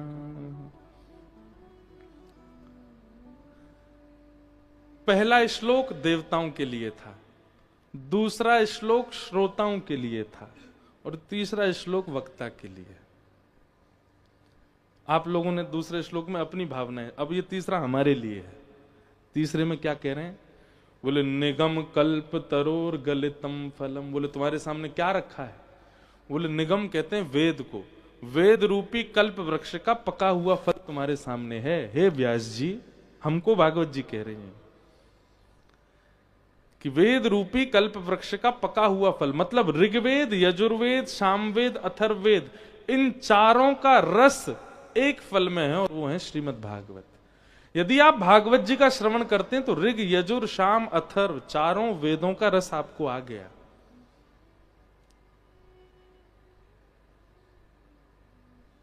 तो हे व्यास जी, तुम्हारे सामने ऋग, यजुर, शाम, अथर्व चारों वेद रूपी वृक्ष का फल रखा है।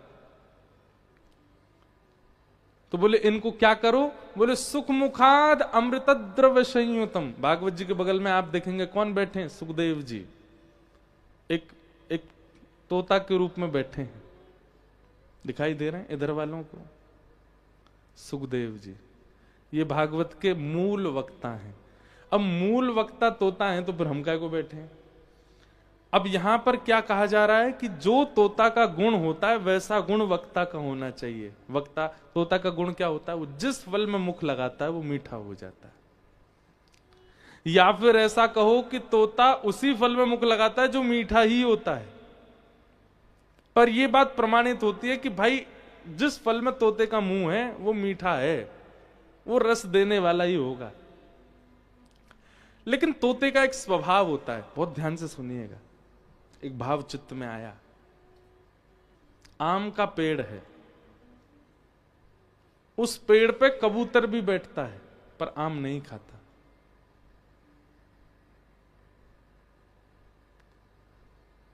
उस पेड़ पर चील भी बैठती है पर आम नहीं खाती। उस पेड़ पर बहुत सारे पक्षी बैठते हैं पर आम नहीं खाते। लेकिन उसी वृक्ष पर तोता बैठ जाए तो तोता बाहर मुख नहीं करेगा, भीतर की तरफ जाएगा, घने उस वन वृक्ष के भीतर जाएगा, अपनी दृष्टि से अच्छे वाले आम को ढूंढेगा और उस अच्छे वाले आम के पास जाकर के अपनी चोंच लगाएगा और उसके रस को पिएगा। कहने का अभिप्राय, ये व्यासपीठ एक वृक्ष है, यहां कबूतर बन के मत बैठो। कबूतर का स्वभाव क्या होता है, वो सदैव दूसरे कबूतर या कबूतरनी जो होती हैं उनको ही ढूंढता रहता है। मतलब वक्ता इस व्यासपीठ पर बैठ करके बहुत फॉलोअर्स की कामना ना रखे, बहुत शिष्य बन जाएं मेरे, बहुत मेरे अनुयायी हो जाएं, बहुत मेरे श्रोता हो जाएं, ऐसी कामना ना रखे। जैसा एक कबूतर करता है। आम के वृक्ष पर एक चील भी बैठती है पर आम नहीं खाती। चील क्या करती है, मांस ढूंढती है। आम के वृक्ष का सहारा लेती है पर पेट की तपन बुझाने के लिए मांस ढूंढती है। मतलब वक्ता इस व्यासपीठ का सहारा ना ले अपने उदर भरण के लिए या अपने परिवार पोषण के लिए। ठीक है, एक दक्षिणा तो नियमित रूप से दी जाती है वक्ता को, पर वह दक्षिणा निश्चित या फिर वह ना हो तो मैं कथा ना कहूं, ऐसी भावना नहीं होनी चाहिए। चील बन के ना बैठे, कबूतर बन के ना बैठे, तो क्या बन के बैठे, बोले तोता बन के बैठे। बाकी की चीजों को नजरअंदाज कर दे, दक्षिणा को नजरअंदाज करे, लोगों को नजरअंदाज करे, सामने रखे हुए फल को देखे और तोते के भांति मुख लगावे, उसके रस को स्वयं भी लेवे और स्वयं लेकर के जितने लोग सामने बैठे उनको भी वह रस पिला दे। निगम कल्प तरोर गलितम फलम सुखमुखाद अमृतद्रव संयुतम पिबत भागवतम रसमालयम मुहुरहो रसिका भुवि भावुका।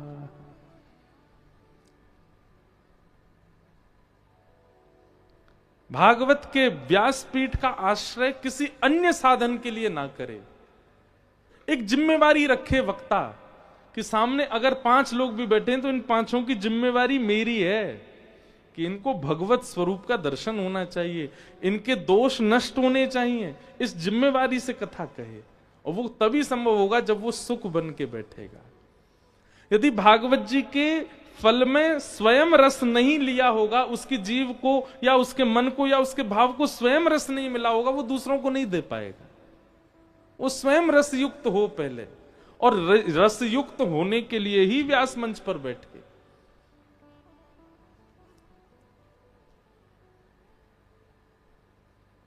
पिबत भागवतम रसमालयम मुहुरहो रसिका भुवि भावुका। पिबत भागवतम, भागवत सुनो नहीं, भागवत कहो नहीं, भागवत पियो। पिबत, यहां पीने का प्रयोग इसलिए किया गया कि पी हुई वस्तु असर दिखाती है। डिहाइड्रेशन हो गया हो तो पानी पियो, ठीक हो जाओगे। मदिरा पी लो, तुरंत आपकी चाल ढाली बता देगी पी के आए हो। दूध पी लो, छाछ पी लो, दही पी लो, लगातार पीते रहो, कुछ दिन में आपका जो शरीर है वो ये बता देगा हाँ भाई दूध पीते हो, बढ़िया। मतलब पी हुई वस्तु असर दिखाने लगती है, आपकी अंग प्रत्यंगों से ही दिखने लग जाता है कि आप कुछ सेवन करके आए हो। ठीक वैसे ही कथा आपके अंग से छलके प्रकट हो, दिखे, अनुभव हो जाए सामने वाले को कि कुछ तो है इनके पास। लोग बाग क्या करते, कथा तो सुनते हैं पर उनके अंग प्रत्यंगों से कभी अनुभव नहीं होता कि ये कभी सत्संगी भी रहे होंगे। आपके अंगों से, आपके व्यवहार से, आपकी चाल ढाल से सामने वाले को यह प्रस्तुत हो जाए कि नहीं आप सत्संगी हो।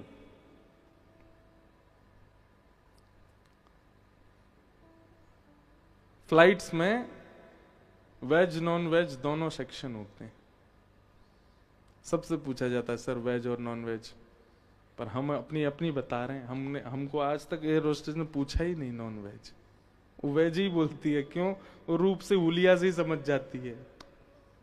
हाँ, विदेशी हवाई जहाजों में तो बात अलग है, वहां तो पूछे ही लेते। वहां तो एक बार एक एयर होस्टेस ने मुझे टिश्यू पे, सर ब्लड आ रहा है आपके। मैंने ब्लड नहीं है, वो तिलक है। तो आपका स्वरूप, हमारे महाराज जी का स्वरूप देखो भाई। जिसने इनके साथ हवाई जहाज में सफर किया वो व्यक्ति सबसे लक्की है। महाराज जी कभी ना एयरपोर्ट पे ही मिलते हैं मेरे को। तो फ्लाइट में एक बार मैं इंदौर से आ रहा था वापस दिल्ली, तो जैसे ही मैं एयरपोर्ट में प्रवेश कर रहा, महाराज जी निकल रहे थे प्रस्थान से। मैंने जाके मैंने महाराज जी कहाँ से आ रहे हैं? बोले बंबई से आ रहा हूँ। मुझसे बोले तुम कहाँ जा रहे हो? मैंने कहा दिल्ली जा रहा हूँ। चलो मैं भी चल रहा हूँ। मैंने कहा आप अभी तो आए हो? बोले कोई नहीं, हमारा तो काम ही है, चलो। मैं टिकट, बोले वो मिल जाएगी। भीतर गए, वहां पे तो उनको सब जानते हैं, सारे एयर होस्टेस, सारे स्टाफ, चाहे दिल्ली एयरपोर्ट हो, मुंबई एयरपोर्ट हो, इंदौर एयरपोर्ट, सब जानते हैं महाराज जी को। लेके खींच के गए, लाइन वाइन कुछ क्यों में खड़े नहीं होना, सीधे बस में बैठे। हवाई जहाज अभी तैयार ही नहीं हुआ पब्लिक के लिए, सीधे जाके बैठ गए भीतर। मैंने कहा वाह भाई, आनंद तो ये है। दुनिया के लोग कहां कहां संपर्क बनाते हैं। बड़े बड़े बिल्डर, बड़े बड़े राष्ट्र के धनवान लोग, महाराज जी का संपर्क एयरलाइंस में है। और आश्चर्य की बात ये है, no WhatsApp, no Instagram, no Facebook, Android phone ही नहीं है। महाराज जी का फोन कभी देख लोगे तो वो भी एक चमत्कार ही है। रबड़ बैंड से बंधा हुआ है 1100, उसमें वो है, वो बैटरी निकल जाती है पीछे वाली। वो फोन है। अमेरिका जाते हैं, इमिग्रेशन करके बाहर निकलते हैं, और फिर दोबारा डिपार्चर से भीतर घुस के दूसरी फ्लाइट पकड़ के ऑस्ट्रेलिया चले जाते हैं। अद्भुत है। एक बार कोई महाराज जी को व्यक्ति मिला वृंदावन में। महाराज जी बोले कहाँ से आए? बोले हांगकांग से आए हैं महाराज जी। मुझे एक ऐसी खबर पता चली। महाराज बोले हांगकांग में कहाँ रहते हो? अपना पता बताओ, हम कभी आएंगे। अब उसने सोचा संत महात्मा तो ऐसे ही बोल देते हम कभी आएंगे। पता दे गया। महाराज जी 2-4 दिन बाद ही पहुंच गए हांगकांग। उसके घर के बाहर जाके फोन लगाया, हाँ भाई कहाँ हो? बोले आप कहाँ हैं? बोले हम तुम्हारे घर के बाहर खड़े। अब उसने सीसीटीवी उसके फोन में था, उसने देखा महाराज जी वहीं खड़े।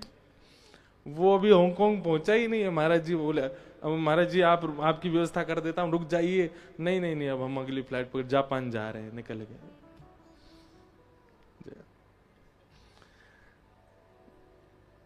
अब संसारी लोग इसको नहीं समझ पाएंगे शायद, पर दुनिया के लोग पेड़ के नीचे भजन करते हैं, नदी के तट पे भजन करते हैं, हिमालय पे भजन करते हैं, ब्रज में भजन करते हैं। महाराज जी आकाश में भजन करते हैं, इसलिए हवा में ही रहते हैं। तो महाराज जी हमसे तो कभी एयर होस्टेस ने पूछा नहीं नॉन वेज सेक्शन। क्यों? क्योंकि उसको हमारे बाह्य रूप परिवेश अब तो और अच्छा हो गया है। अब तो इंडियन एयरलाइंस, जो जितनी भी हमारे भारत की एयरलाइंस हैं, इसमें चले जाएं तो हाथ तो जोड़ती ही हैं, पर वेलकम करती हैं या नमस्ते बोलती हैं। हमको देखते ही बोलते राधे राधे, जय श्री कृष्ण। और नहीं, अगर कोई 2-4 चूक जाती है तो हम ही जाके बोल दे राधे राधे। फिर वो एंट्री में तो नहीं बोली, पर जब जाएंगे तो बोलती है राधे राधे। कहने का अभिप्राय, इस परिस्थिति को क्या कहते हैं? कथा को पीना। मतलब आपके चाल ढाल, उठना बैठना, बोली चाली, खान पान, नैनों का घूमना, हर आपके वेशभूषा, सबसे पता चल जाता है कि आप कौन हो। आप एक सत्संगी हो। आप नॉनवेज तो नहीं खाते हो। अरे महाराज, कभी गोलगप्पे होते हैं ना, पानी के गोलगप्पे, इसकी दुकान पे चले जाएं तो रुक जाइए महाराज जी, पहले बर्तन साफ कर दूं, बढ़िया से धोएगा, बढ़िया सब बिल्कुल व्यवस्थित करके, फिर नया आलू निकालेगा, उसको मीट के बढ़िया मजा, अब खिलाऊंगा आपको। वो वाला नहीं, आपको पवित्र खिलाएंगे। क्यों? बाकी लोगों को देख करके भाई मर्सिडीज BMW से उतरने वालों को भी पवित्र खिला देते, पर उसकी भावना में क्या आया कि नहीं, ये व्यक्ति वो ज्यादा सत्संगी नहीं होगा, लेकिन उसको केवल उपस्थिति मात्र से यह अनुभव हो गया कि ये पवित्र हैं और इनको पवित्र ही देना है। हम ये नहीं कह रहे हैं कि आप भी हमारी तरह रह जाओ, पर हां आपकी किसी स्थिति में तो पता चलना चाहिए कि आप वैष्णव हो। आपका कोई व्यवहार तो ऐसा हो जो आपका परिचय देता हो। आपको एक बात आप सुनिएगा मेरी बहुत ध्यान से, इतने लोगों से आप सब लोग मिलते हैं, कामी व्यक्ति का परिचय हो जाता है, लोभी व्यक्ति का परिचय हो जाता है, ईर्ष्यालु व्यक्ति का परिचय हो जाता है, क्रोधी व्यक्ति का परिचय। 2 मिनट आप उससे बात करो, आपको परिचय हो जाएगा कि इसका कैसा व्यवहार है। लेकिन आप यहां 2 दिन से कथा सुन रहे हो, चलिए जाइए रोड पे, मैं पीछे कैमरा वाले भेजता हूं, कोई आपको पहचान जाए कि आप वैष्णव हो, कथा सुनते हो, आपसे परिचय नहीं हो पाएगा। क्यों?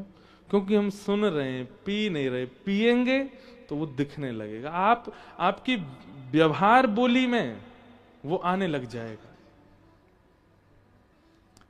लोग बाग आपसे कहने लग जाएंगे कथा का असर हो गया भाई आप पे, अब आपका विचार व्यवहार बदल गया। कितने लोग ऐसे वो जैसे बहुत छोटी छोटी चीजें, आप फोन उठाते क्या बोलते हो? हेलो। लेकिन आप फोन उठाते ही बोलते हैं कुछ भी भगवान नाम, हरिओम बोलो, जय श्री कृष्ण बोलो, जय श्री राधे बोलो, जय श्री राम बोलो, राम राम बोलो। 2-3 बार सामने वाले को अटपटा लगेगा, क्योंकि आज तक उसको ऐसा नहीं बोला है आपने, पर वो अंदाजा लगा देगा कि यार अभी कथा हुई थी इनके यहाँ पे, तब से जय श्री कृष्ण बोलने लगे। अब वो दूसरी बार जब फोन करेगा ना, तो वो आपसे पहले जय श्री कृष्ण बोलेगा, जय श्री कृष्ण कहाँ है। अब आपका केवल इतना सा व्यवहार आपका परिचय दे रहा है कि आप वैष्णव हो। किसी को बताना ना पड़े और आपका भगवान से संबंध सामने वाला अपने आप पहचान जाए, इसको कहते हैं कथा पीना। पिबत भागवतम रसमालयम, कथा पियो। कोई पिए रे पियाला राम रस का, कोई पिए रे पियाला राम रस का, कोई पिए रे पियाला कृष्ण रस का, कोई पियो रे पियाला कृष्ण रस का, कोई पिए रे पियाला राम रस का, कोई पियो रे पियाला राम रस का। ये प्याला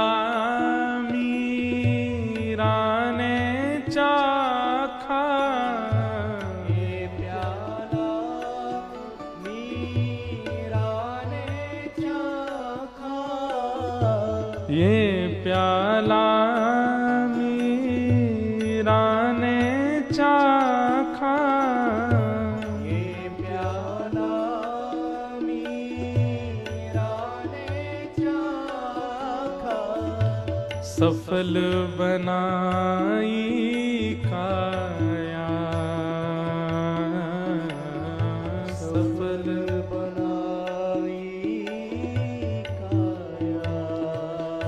कोई पिए रे पियाला राम रस का, कोई पिए रे पियाला राम रस का, कोई पिए रे पियाला कृष्ण रस का, कोई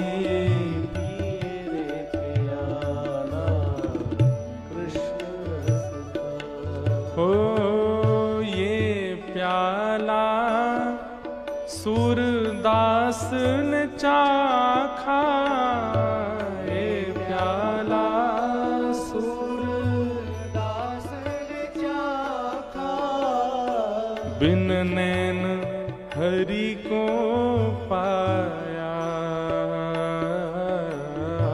बिन नैन हरि को पाया, नयन बिन हरि को पाया,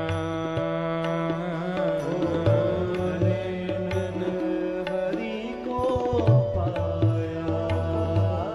कोई पिए रे पियाला कृष्ण रस का, कोई पिए रे पियाला कृष्ण रस का। हाँ कोई पिए रे पियाला राम रस का, कोई पिए रे पियाला। करताल बजा के गाओ, जय हो।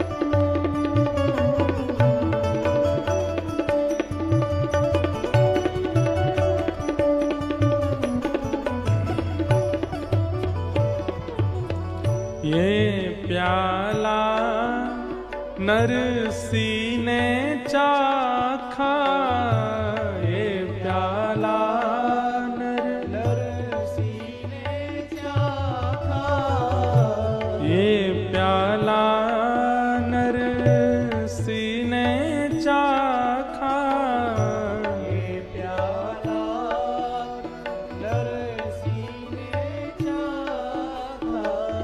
सांवरे सेठ को भाया, सांवरे सेठ को भाया। हमारे गुजरात में नरसिंह मेहता नाम के भक्त हुए भगवान के, जिन्होंने सांवरिया सेठ को पाया। कुछ संत द्वारिका जा रहे थे तो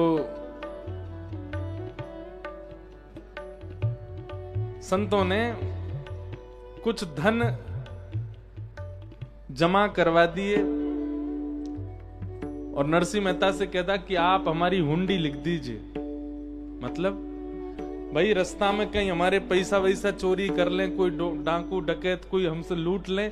तो प्राचीन काल में ऐसा होता था कि जैसे दिल्ली से कोई वृंदावन जा रहा हो, दिल्ली में हम आपके घर आए, आपके यहाँ पैसा रख दिए और आप अपने किसी परिचय का हमको पता दे दो और आप लिख के हस्ताक्षर कर दो, हम उसके यहाँ जाकर के वो दिखा देंगे, वो उतना धन हमको दे देगा। नरसिंह मेहता के गांव से कुछ संत निकल रहे तो पूछे भैया कोई हुंडी लिखवा दो। तो किसी ने कहा बोले इस गांव में तो एक ही धनवान है। बोले कौन? नरसिंह मेहता। जबकि नरसिंह मेहता ऐसे नहीं थे, नरसिंह मेहता तो बड़े दीन थे। किसी ने मजाक में या फिर कहें कि प्रतिस्पर्धा में नरसिंह मेहता का नाम बोल दिया। संत महात्मा पहुंच गए नरसिंह मेहता के पास, बोले हमारी हुंडी लिख दो। नरसिंह मेहता बोले महाराज मैं कहां से हुंडी लिखूं? बोले नहीं आप लिख सकते हो, किसी ने आपका परिचय दिया, आप ही लिखोगे। बोले कहां जा रहे हैं आप लोग? बोले हम द्वारिका जा रहे हैं। वहां आपका कोई परिचित है तो आप हमसे ये धन ले लीजिए, हुंडी लिख दीजिए, वहां जाकर के हम उतना धन ले लेंगे। द्वारिका का नाम सुना, अगर किसी और नगर का नाम लेते तो नरसिंह मेहता मना कर देते, पर द्वारिका का नाम सुनते बोले हाँ, संसार में मेरा कोई परिचित नहीं है, एक ही परिचित और वो द्वारिका में ही रहता है, एक ही परिचित है। कौन? सांवरिया सेठ। मैं मना कैसे कर दूं कि मेरा कोई परिचित नहीं है वहां? संतों ने पूछा आपका कोई परिचित है द्वारिका में? मना कैसे करें कि नहीं है? बोले हाँ है। तो लिख दीजिए हमारी हुंडी। बोले लेकिन मैं कैसे बताऊं कि मैं अगर लिख दूंगा तो वहां कैसे मिलेगी आपको? अब ये यहां कहीं ना कहीं भगवान के प्रति जड़ भाव आ जाता ना। भगवान तो चैतन्य है ना नरसिंह मेहता के, चलते भी हैं, फिरते भी हैं, बोलते भी हैं, बैठते भी हैं। अब नरसिंह मेहता ये कैसे कह दे कि भाई मैं हुंडी लिख तो दूंगा पर ठाकुर जी तो मंदिर में रहते हैं, वो कैसे बाहर आएंगे? नरसिंह मेहता की भक्ति से तो ठाकुर जी आते हैं बाहर। अंत तो गत्वा नरसिंह मेहता ने धन ले लिया, हुंडी लिख दी। गुजरात में लोग गाते हैं, हो मारी हुंडी स्वीकारो महाराज रे, सामड़ा गिरधारी। लिख दिया नरसिंह मेहता ने। और संत महात्मा नाचते गाते हुए खेलते हुए पहुंच गए द्वारिका। अब नरसिंह मेहता चिंता कर रहे हैं कि वहां कौन मिलेगा उनको। हे द्वारिकाधीश, मैंने जितने विश्वास से हुंडी लिखी है उतने विश्वास से लाज बचा ले। संत महात्मा जैसी द्वारिका पहुंचे, द्वारिका जाकर के बोले भैया यहाँ कोई सांवरिया सेठ है? द्वारिका में सब बोले कोई सांवरिया सेठ नहीं है यहाँ पे। कौन, कहाँ आ गए हो आप लोग? यहाँ कोई सांवरिया सेठ नहीं, कोई सेठ ऐसा नहीं जो हुंडियां देता हो। संत रोने लगे गोमती जी के तट पे, अरे हम ठग लिए, हम हमारा पैसा ले लिया। इतने में ही महाराज जूती पहन करके, सिर पर सेठों जैसी टोपी लगा करके, बढ़िया सुंदर गले में हार पहन करके, सोने का बैंत लेकर के, और ठाकुर जी अदब से चलते भय आए। अरे कोई जूनागढ़ से आए हैं क्या? हमारे सेठ नरसिंह मेहता ने उनको भेजा होगा। संत महात्मा बोले अरे अरे हम आप ही सांवरिया सेठ? बोले हाँ हम ही। अरे भैया आप सबके मैं चरणों में प्रणाम करूं, आप सबको वंदन। और इतने सुंदर, इतने अद्भुत वेशधारी। बोले आप हमको प्रणाम क्यों कर रहे? बोले क्योंकि मेरे सेठ जिनको मैं बहुत मानता हूं, ऐसे नरसिंह मेहता के आप सब लोग दर्शन करके आए, इसलिए मैं आपको प्रणाम कर रहा हूं। बोले भैया ये हुंडी लिखिए। बोले ये सब छोड़िए, आप तो लीजिए महाराज। भर भर भंडार दे दिया संतों को, खूब बढ़िया सुंदर पंगत कराओ, भंडारे करो, खूब जो जो करना। बोले इतना धन नहीं दिया। बोले कोई बात नहीं, हम आप हमारे सेठ के यहां से आए हैं, ये हम अपनी तरफ से दे रहे हैं। खूब सारा धन दान दे दिया संतों को। महात्माओं ने महाराज झरा भंडारा किया द्वारिका में। बोले भैया एक बार जाते जाते नरसिंह मेहता को प्रणाम तो करेंगे। क्या बढ़िया उनके सेवक हैं ये सांवरिया सेठ। लौट करके सब संत गए और नरसिंह मेहता के पास जाकर के लिपट गए नरसिंह मेहता जी से। नरसिंह मेहता बोले भगवान आपको मिला कोई, कुछ हुआ? बोले कुछ मिला? अरे इतना मिला कि पूरी द्वारिका नगरी को जरा भंडारा कर दिया, तब भी कम पड़ गया हमारा। तुम्हारे भैया वो सेवक बहुत बढ़िया। बोले मेरे सेवक कौन? बोले सांवरिया सेठ जिनका तुमने बताया था। नरसिंह मेहता समझ गए। बोले ठाकुर जी आए। बोले वो हमारे चरणों में गिर गए कि तुम हमारे सेठ नरसिंह मेहता के यहां से आए हो। नरसिंह मेहता को सुन के बहुत पीड़ा हुई। नरसिंह मेहता बोले रूप बता दीजिए कैसा था? बोले ऐसी टोपी पहन रखी थी, बढ़िया हाथ में सोने का बैंत था, आहा ऐसे जड़ाउदार जूतियां थी, ऐसे वस्त्र थे, आदि आदि। सुन सुन के नरसिंह मेहता रोते जा रहे। सब संत बोले क्या हुआ? बोले अब मैं कैसे बताऊं आपको कौन आया था? साक्षात द्वारिकाधीश आए थे हुंडी भरने के लिए। ये प्याला नरसिंह ने चाखा, ये प्याला नरसिंह ने चाखा, सांवरे सेठ को भाया, सांवरे सेठ को पाया। ओ कोई पिए रे प्याला कृष्ण रस का, कोई पिए रे प्याला कृष्ण रस का। हाँ कोई पिए रे प्याला राम रस का, कोई पिए रे प्याला राम रस का, कोई पिए रे प्याला कृष्ण रस का, कोई पिए रे प्याला कृष्ण रस का। हाँ कोई पिए रे प्याला राम रस का, कोई पिए रे प्याला कृष्ण रस का। पिबत भागवतम रसमालयम मुहुरहो रसिका भुवि भावुका। कथा सुननी नहीं है, सुनी हुई बातें भूल जाई जाती है। कथा तो पीनी है, और पीने का मतलब परिवर्तन की भावना से कथा सुननी है कि मुझे स्वयं को बदलना है, ये परिवर्तन मुझ में चाहिए, इस भावना से कथा सुननी है। और कहीं ना कहीं भगवत मिलन की इच्छा से कथा सुननी है, तभी ये सब संभव हो पाएगा।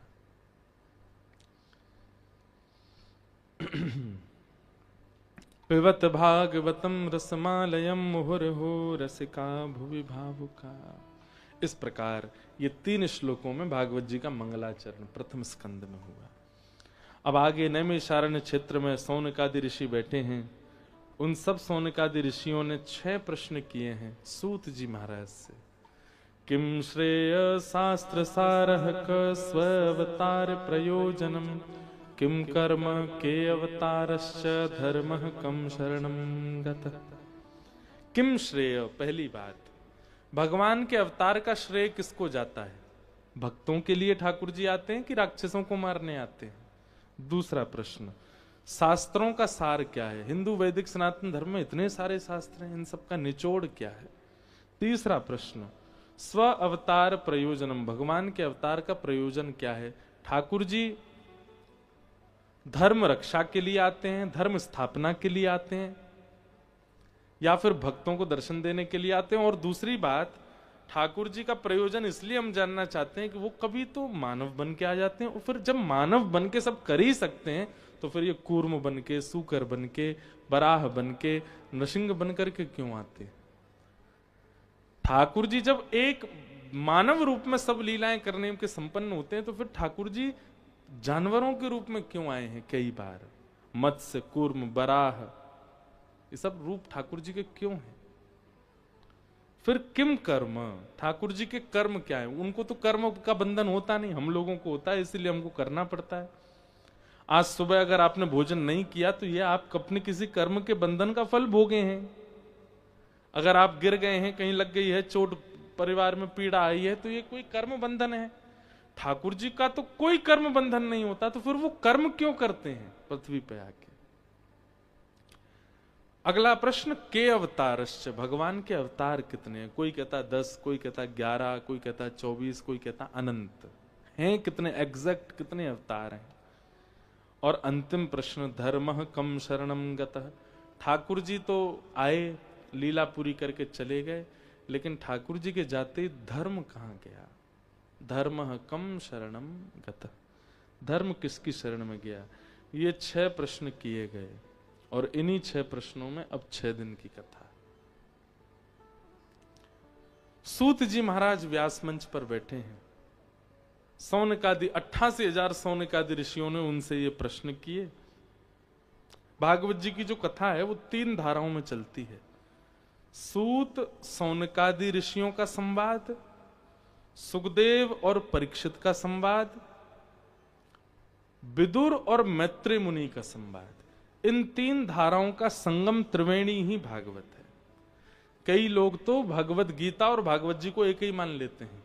उनको लगता है कि एक जगह तो मेरी कथा हुई तो यजमान बोले अंतिम दिन में महाराज जी कुछ आपको धन्यवाद ज्ञापन माइक पे करूंगा। मैंने करो। माइक लेते ही बोले 7 दिन तक महाराज जी ने हमको भगवत गीता का बहुत सुंदर पाठ पढ़ाया। मैंने 7 दिन में यही सुना, तुमको यही नहीं पता चला कि ये भगवत गीता नहीं है भैया, ये भागवत जी है।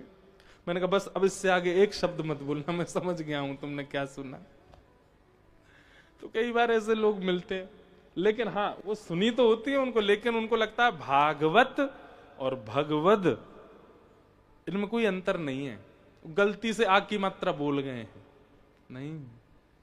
भागवत और भगवद दोनों में अंतर है। भागवत मतलब भगवान का, भक्तों के चरित्र हैं भागवत में। ध्रुव है, प्रहलाद है, अम्बरीश है और ऋषभदेव हैं, इन सब भक्तों के चरित्र हैं। तो भगवान के जो हैं उनके चरित्र जहां हैं और भगवान का चरित्र जहां है वो भागवत है। और भगवद का मतलब क्या है? भग माने भगवान, वद माने वाणी। ठाकुर जी की जो वाणी है और ठाकुर जी ने अपनी वाणी से जो गीत गाया है वो भगवत गीता। वहां केवल चंद 700, 750, 800 श्लोक हैं बस। भागवत जी में तो 18,000 श्लोक है। भगवत गीता का गायन करने वाले श्री कृष्ण कौन है? उनका परिचय भागवत है। दोनों में अंतर है, लेकिन लोग बाग इसको एक ही मान लेते हैं। तो ये 3 धाराएं हैं, सौनकादि ऋषि और सूत, सुखदेव जी और परीक्षित, उद्धव, विदुर और मैत्रेय, इन तीन धाराओं का संगम त्रिवेणी ही भागवत है। कभी मैं बोलूंगा कि सुखदेव जी बोल रहे हैं परीक्षित को, कभी मैं कहूंगा सूत जी कह रहे हैं सौनकादि ऋषियों को, कभी मैं कहूंगा मैत्रेय मुनि कह रहे हैं विदुर जी को। तो आपको क्या समझना है, ये तीनों धारा त्रिवेणी साथ में चल रही है, वही भागवत है। तो अभी यहां क्या हो रहा है, सौनकादि ऋषियों ने सूत जी से 6 प्रश्न किए और सूत जी महाराज अब इनको उत्तर दे रहे हैं। 2-3 बात और कह करके फिर हम आज के सत्र को विराम देंगे। सवै पुंसां परो धर्मो यतो भक्ति अदोक्षजे अहैतुक्य प्रतिहता ययात्मा संप्रसीदति धर्मस्वनिष्ठितः पुंसां विश्वक्सेन कथासु यः नोत्पादयेदधिरतिं श्रम एव हि केवलम्। एक तो बहुत जरूरी बातें हैं, ध्यान से सुनिएगा। क्या कह रहे हैं, सवै पुंसां परो धर्मो। अभी हमने परम धर्म की बात की थी, धर्म और परम धर्म। हमने क्या बताया था, देह को प्रधान रख करके कर्म करते हैं वो धर्म है, आत्मा के कल्याण के लिए जो कर्म है वो परम धर्म है। पर यहां परम धर्म की एक और परिभाषा बहुत सुंदर, ये हमारे वृंदावनियों के लिए है। क्या, सवै पुंसां परो धर्मो यतो भक्तिर अदोक्षजे। प्रेम लक्षणा भक्ति अदोक्षज कृष्ण भगवान के प्रति होना, ये परम धर्म है, जो ब्रज की गोपियों का है, जो मीराबाई का है, जो सूरदास रैदास का है। ये प्रेम करते हैं ठाकुर जी से, और ये प्रेम लक्षणा भक्ति को ही परम धर्म कहा जाता है। हम दुनिया से प्रेम करते हैं, पर जिनसे करना चाहिए उन्हीं से ही नहीं करते। प्रेम कभी ठाकुर जी से करके देखिए, आपको रिवर्ट बहुत अच्छा मिलेगा। संसार नहीं देना जानता, श्री कृष्ण देना जानते हैं। तो सवै पुंसां परो धर्मो यतो भक्तिर अदोक्षजे। और प्रेम लक्षणा भक्ति का नियम क्या होता है, बहुत ध्यान से सुनिएगा। एक तो होता है भक्ति और एक होता है प्रेम लक्षणा भक्ति। भक्ति में क्या होता है, अगर आपके साथ कुछ अनुचित हुआ, मान लीजिए आप कहीं जा रहे थे किसी काम से, वो काम नहीं बना, तो आप क्या ठाकुर जी पे अविश्वास कर लोगे, ठाकुर जी सुनते नहीं है मेरी, मेरा काम नहीं होने दिया। मैं कितने दिन से प्रार्थना कर रहा था, कितने मैंने बेलपत्र चढ़ाए शंकर जी पे, कितने हमने अभिषेक किए, कितने संतों को ब्राह्मणों को दक्षिणा बांटी मैंने, फिर भी मेरा काम नहीं बना। ये अविश्वास प्रकट किसके चित्त में होता है, कहीं ना कहीं भक्त के चित्त में हो जाएगा, पूजा करने वाले के चित्त में हो जाएगा। पर प्रेमी भक्त का स्वरूप कैसा है, कोई काम के लिए गया नहीं बना तो वो हंसेगा, जरूर इस काम में मुझको आगे चल के बहुत बाधा आनी थी, इसलिए ठाकुर जी ने बनवाया ही नहीं।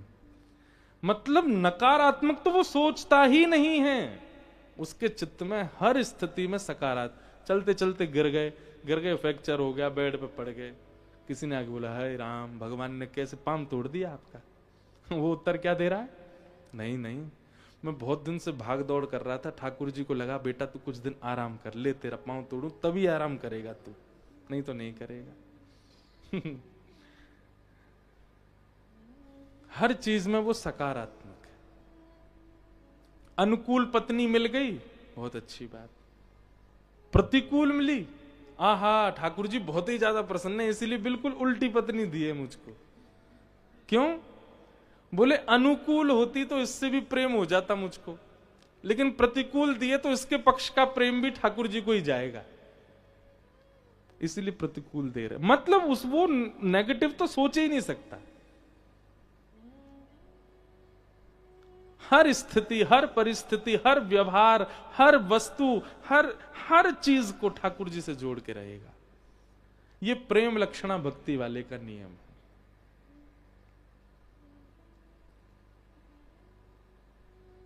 नहीं तो नकारात्मक सोचने वाले तो छींक आ गई अभी मत जाओ, पानी पियो पहले।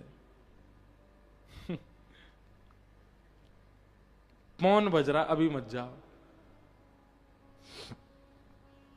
वैसे देखो, अगर मानो तो सब चीजें हो जाती हैं, पर नहीं मानो, अभी हम कहीं थे बाहर, प्रांत का नाम नहीं बताऊंगा, सुनने वाले अंदाजा लगा लेंगे कहां हुआ। हमारी गाड़ी का हो गया रात में एक्सीडेंट, अभी 10-15 दिन 20 दिन पहले। तो तुरंत हमारे साथ जो बैठे थे वो सब बोले, महाराज जी, एक तो होता है बिल्ली रास्ता काट जाए, पर आपकी गाड़ी का तो सियार रास्ता काट के गया था। बिल्ली का रास्ता काटना तो 50% करता है नकारात्मक, सियार कभी रास्ता काट जाए 100% है, कुछ तो होगा। अब ऐसी परिस्थिति में बोल दिया कि वो मुझे सत्य ही लगा। मैंने कि यार सियार ही कर रहा होगा। अब अगले दिन फिर सियार रास्ता काट गया तो मैं रुक ही गया। मैंने कि रुको, पहले पानी पियो, नारायण कवच का पाठ किया, ठाकुर जी को वंदन किया, फिर आगे निकला। तो फिर मेरे मन में भाव आया बाद में कि हम अपने लाल जी को बिना बोले जा रहे थे यात्राओं पे, मतलब लाल जी थे साथ में, कक्ष में रहते, हम बिना बोले निकल रहे हैं कि हम कहाँ जा रहे हैं, बिना बताए जा रहे हैं ठाकुर जी को। तो ठाकुर जी ने मानो संकेत करवाया, क्योंकि उनके सियार की बात कहने से मैं नारायण कवच करने लगा। दूसरे दिन सियार रास्ता काट गया तो मैं रुक गया, ठाकुर जी को याद करने लगा। तो मानो ठाकुर जी ऐसा कहने से, कहीं भी जाओ मुझे बता के जाओ कहाँ जा रहे हो। तो फिर पहले नियम था, बीच में फिर ज्यादा उद्यमी हो गए तो फिर भूल गए ठाकुर जी को बताना। तो ठाकुर जी ने एक हल्की सी घटना घटवा दी। अब फिर वही हो गया, अब ठाकुर जी को बता के जाते हैं, ठाकुर जी इतने बजे का हमारा हवाई जहाज है, इतने बजे उड़ेंगे, इतने बजे खजुराहो पहुंचेंगे, वहां ये सब क्रिया करेंगे, इतने बजे वहां से वापस आएंगे, आते ही आपसे मिलने का प्रयास करूंगा, लेट हो गया तो सीधे मंच पे जाऊंगा। अब ये बता के आते हैं तो सब निर्विघ्न रहता है। तो आपकी एक एक स्थिति पॉजिटिव बन जाए, इसी को कहते हैं प्रेम लक्षणा भक्ति। 2 रोटी खाते थे, अब 1 पे आ गए, नजर लग गई है मुझको। मैं अभी गैदरिंग में गया था ना, वहां नजर लग गई है, एक ही रोटी का मन हो रहा है। कई लोग ऐसे भी होते हैं, बल्कि ये विचार क्यों नहीं कर रहे कि नहीं ठाकुर जी अब कह रहे हैं कि भाई अन्न देखो, 2 चीजों से आयु घटती है, एक तो बहुत बोलने से और एक बहुत खाने से। इन 2 चीज से आयु घटती है। आप कहोगे महाराज जी फिर आपकी कितनी बची होगी, है? लेकिन एक बात हम आपको चमत्कार की बताएं, कथा कहना इसको मौन ही माना जाता है, इसको बोलना नहीं माना जाता। हम जितनी देर आपको कथा सुना रहे हैं उतनी देर मेरा मौन ही काउंट होगा। बोलना कब माना जाता है, जब वो व्यवहार और संसार की चर्चा में चला जाए, उतनी देर बोलना माना जाता। तो बोलने से और खाने से, इसीलिए व्रत भी 2 ही हैं, अन्न व्रत और मौन व्रत। 2 चीजों को परहेज दो ताकि आयु बढ़े। तो ठाकुर जी ने अन्न कम करवा दिया तो नजर नहीं लगी है। ठाकुर जी कह रहे हैं लाला ने अपनी उम्र बचा ले, थोड़ा कम खा, इसलिए 1 में ही पेट भर रहा है। तो नकारात्मक नहीं, सकारात्मक हर स्थिति में सोचना, यह प्रेम लक्षणा भक्ति है और यही परम धर्म है। लो, पिछली जो हमने परिभाषा बताई उसको भूल जाइए, इसको याद रखिए। हर स्थिति को सकारात्मक मान करके जीना, यही परम धर्म है। मेरे साथ जो हो रहा है, जो भी हो रहा है, वो सब ठाकुर जी कृपा करके कर रहे हैं। चाहे वो भलाई है चाहे वो बुराई है, सब ठाकुर जी कृपा कर रहे हैं।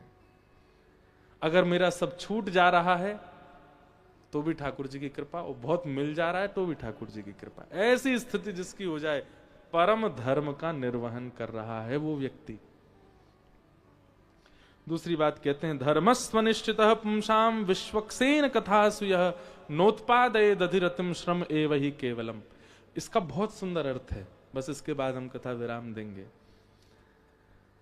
कहते हैं आपने अनुष्ठान किया, आपने व्रत किया, आपने नियम किए, आपने सोमवारों के व्रत किए, आपने वो आते हैं श्रावण के व्रत किए, आपने खूब बेलपत्र चढ़ाए, खूब माताओं की चौकी करवाई, खूब सारे नियम कानून सबका पालन किया, धर्म में जितने हैं सब कुछ ठाकुर जी ने स्वीकार किया। इसका क्या प्रमाण है आपके पास?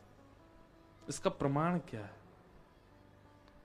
आप बद्रीनाथ गए, ठाकुर जी आपसे प्रसन्न थे कि नहीं?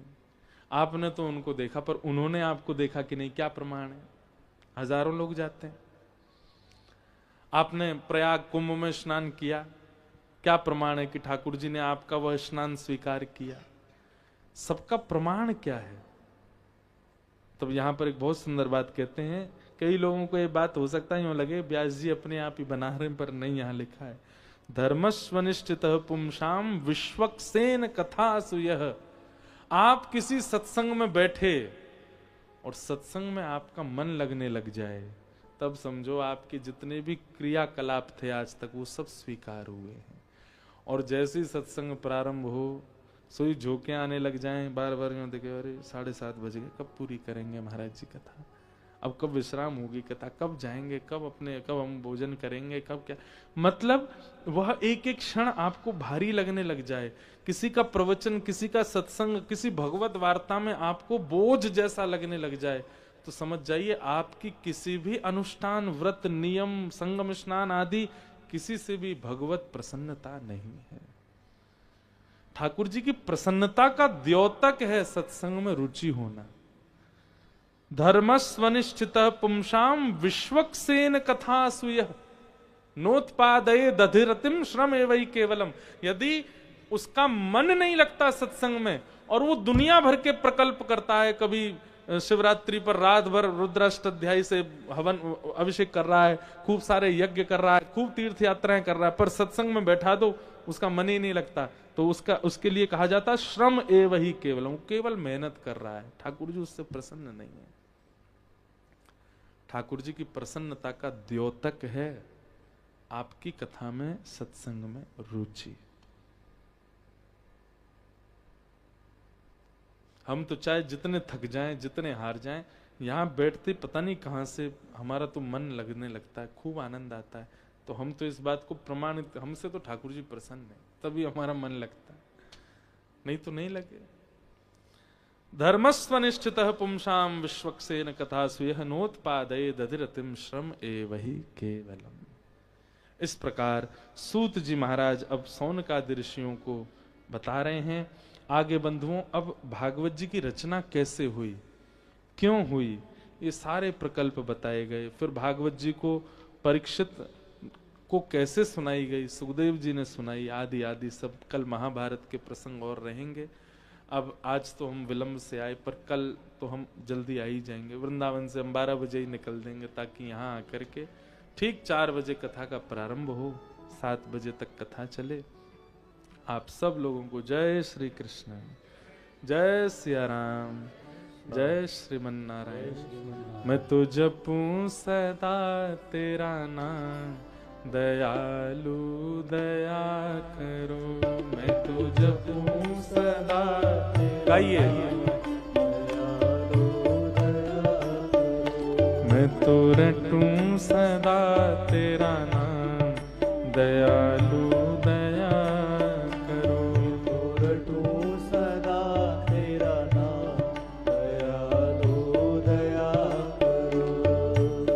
द्वार खड़े हैं भक्त तुम्हारे, द्वार खड़े हैं भक्त तुम्हारे, अपनी दया के खोलो द्वारे, अपनी दया के खोलो द्वारे। मेरे पूर्ण हो सब काम, ओ मेरे पूर्ण हो सब काम, दयालु दया करो। मेरे पूर्ण हो सब काम, दयालु दया करो। ओ मैं तो रटूं सदा तेरा नाम, दयालु दया करो।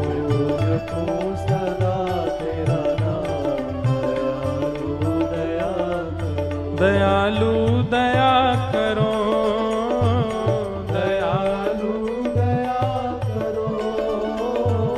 कृपालु कृपा करो, कृपालु कृपा करो। ओ मैं तो रटूं सदा तेरा नाम, ओ मैं तो रटूं सदा तेरा नाम, दयालु दया करो।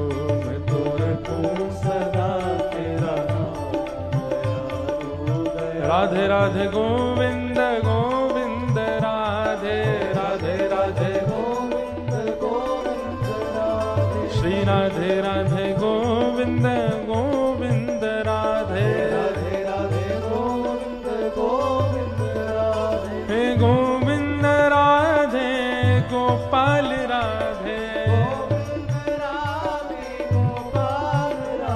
जय गोविंद राधे गोपाल राधे गोविंद राधे गोपाल हे राधे भजो राधे राधे गोविंद गोविंद राधे राधे राधे गोविंद गोविंद राधे भजो राधे राधे गोविंद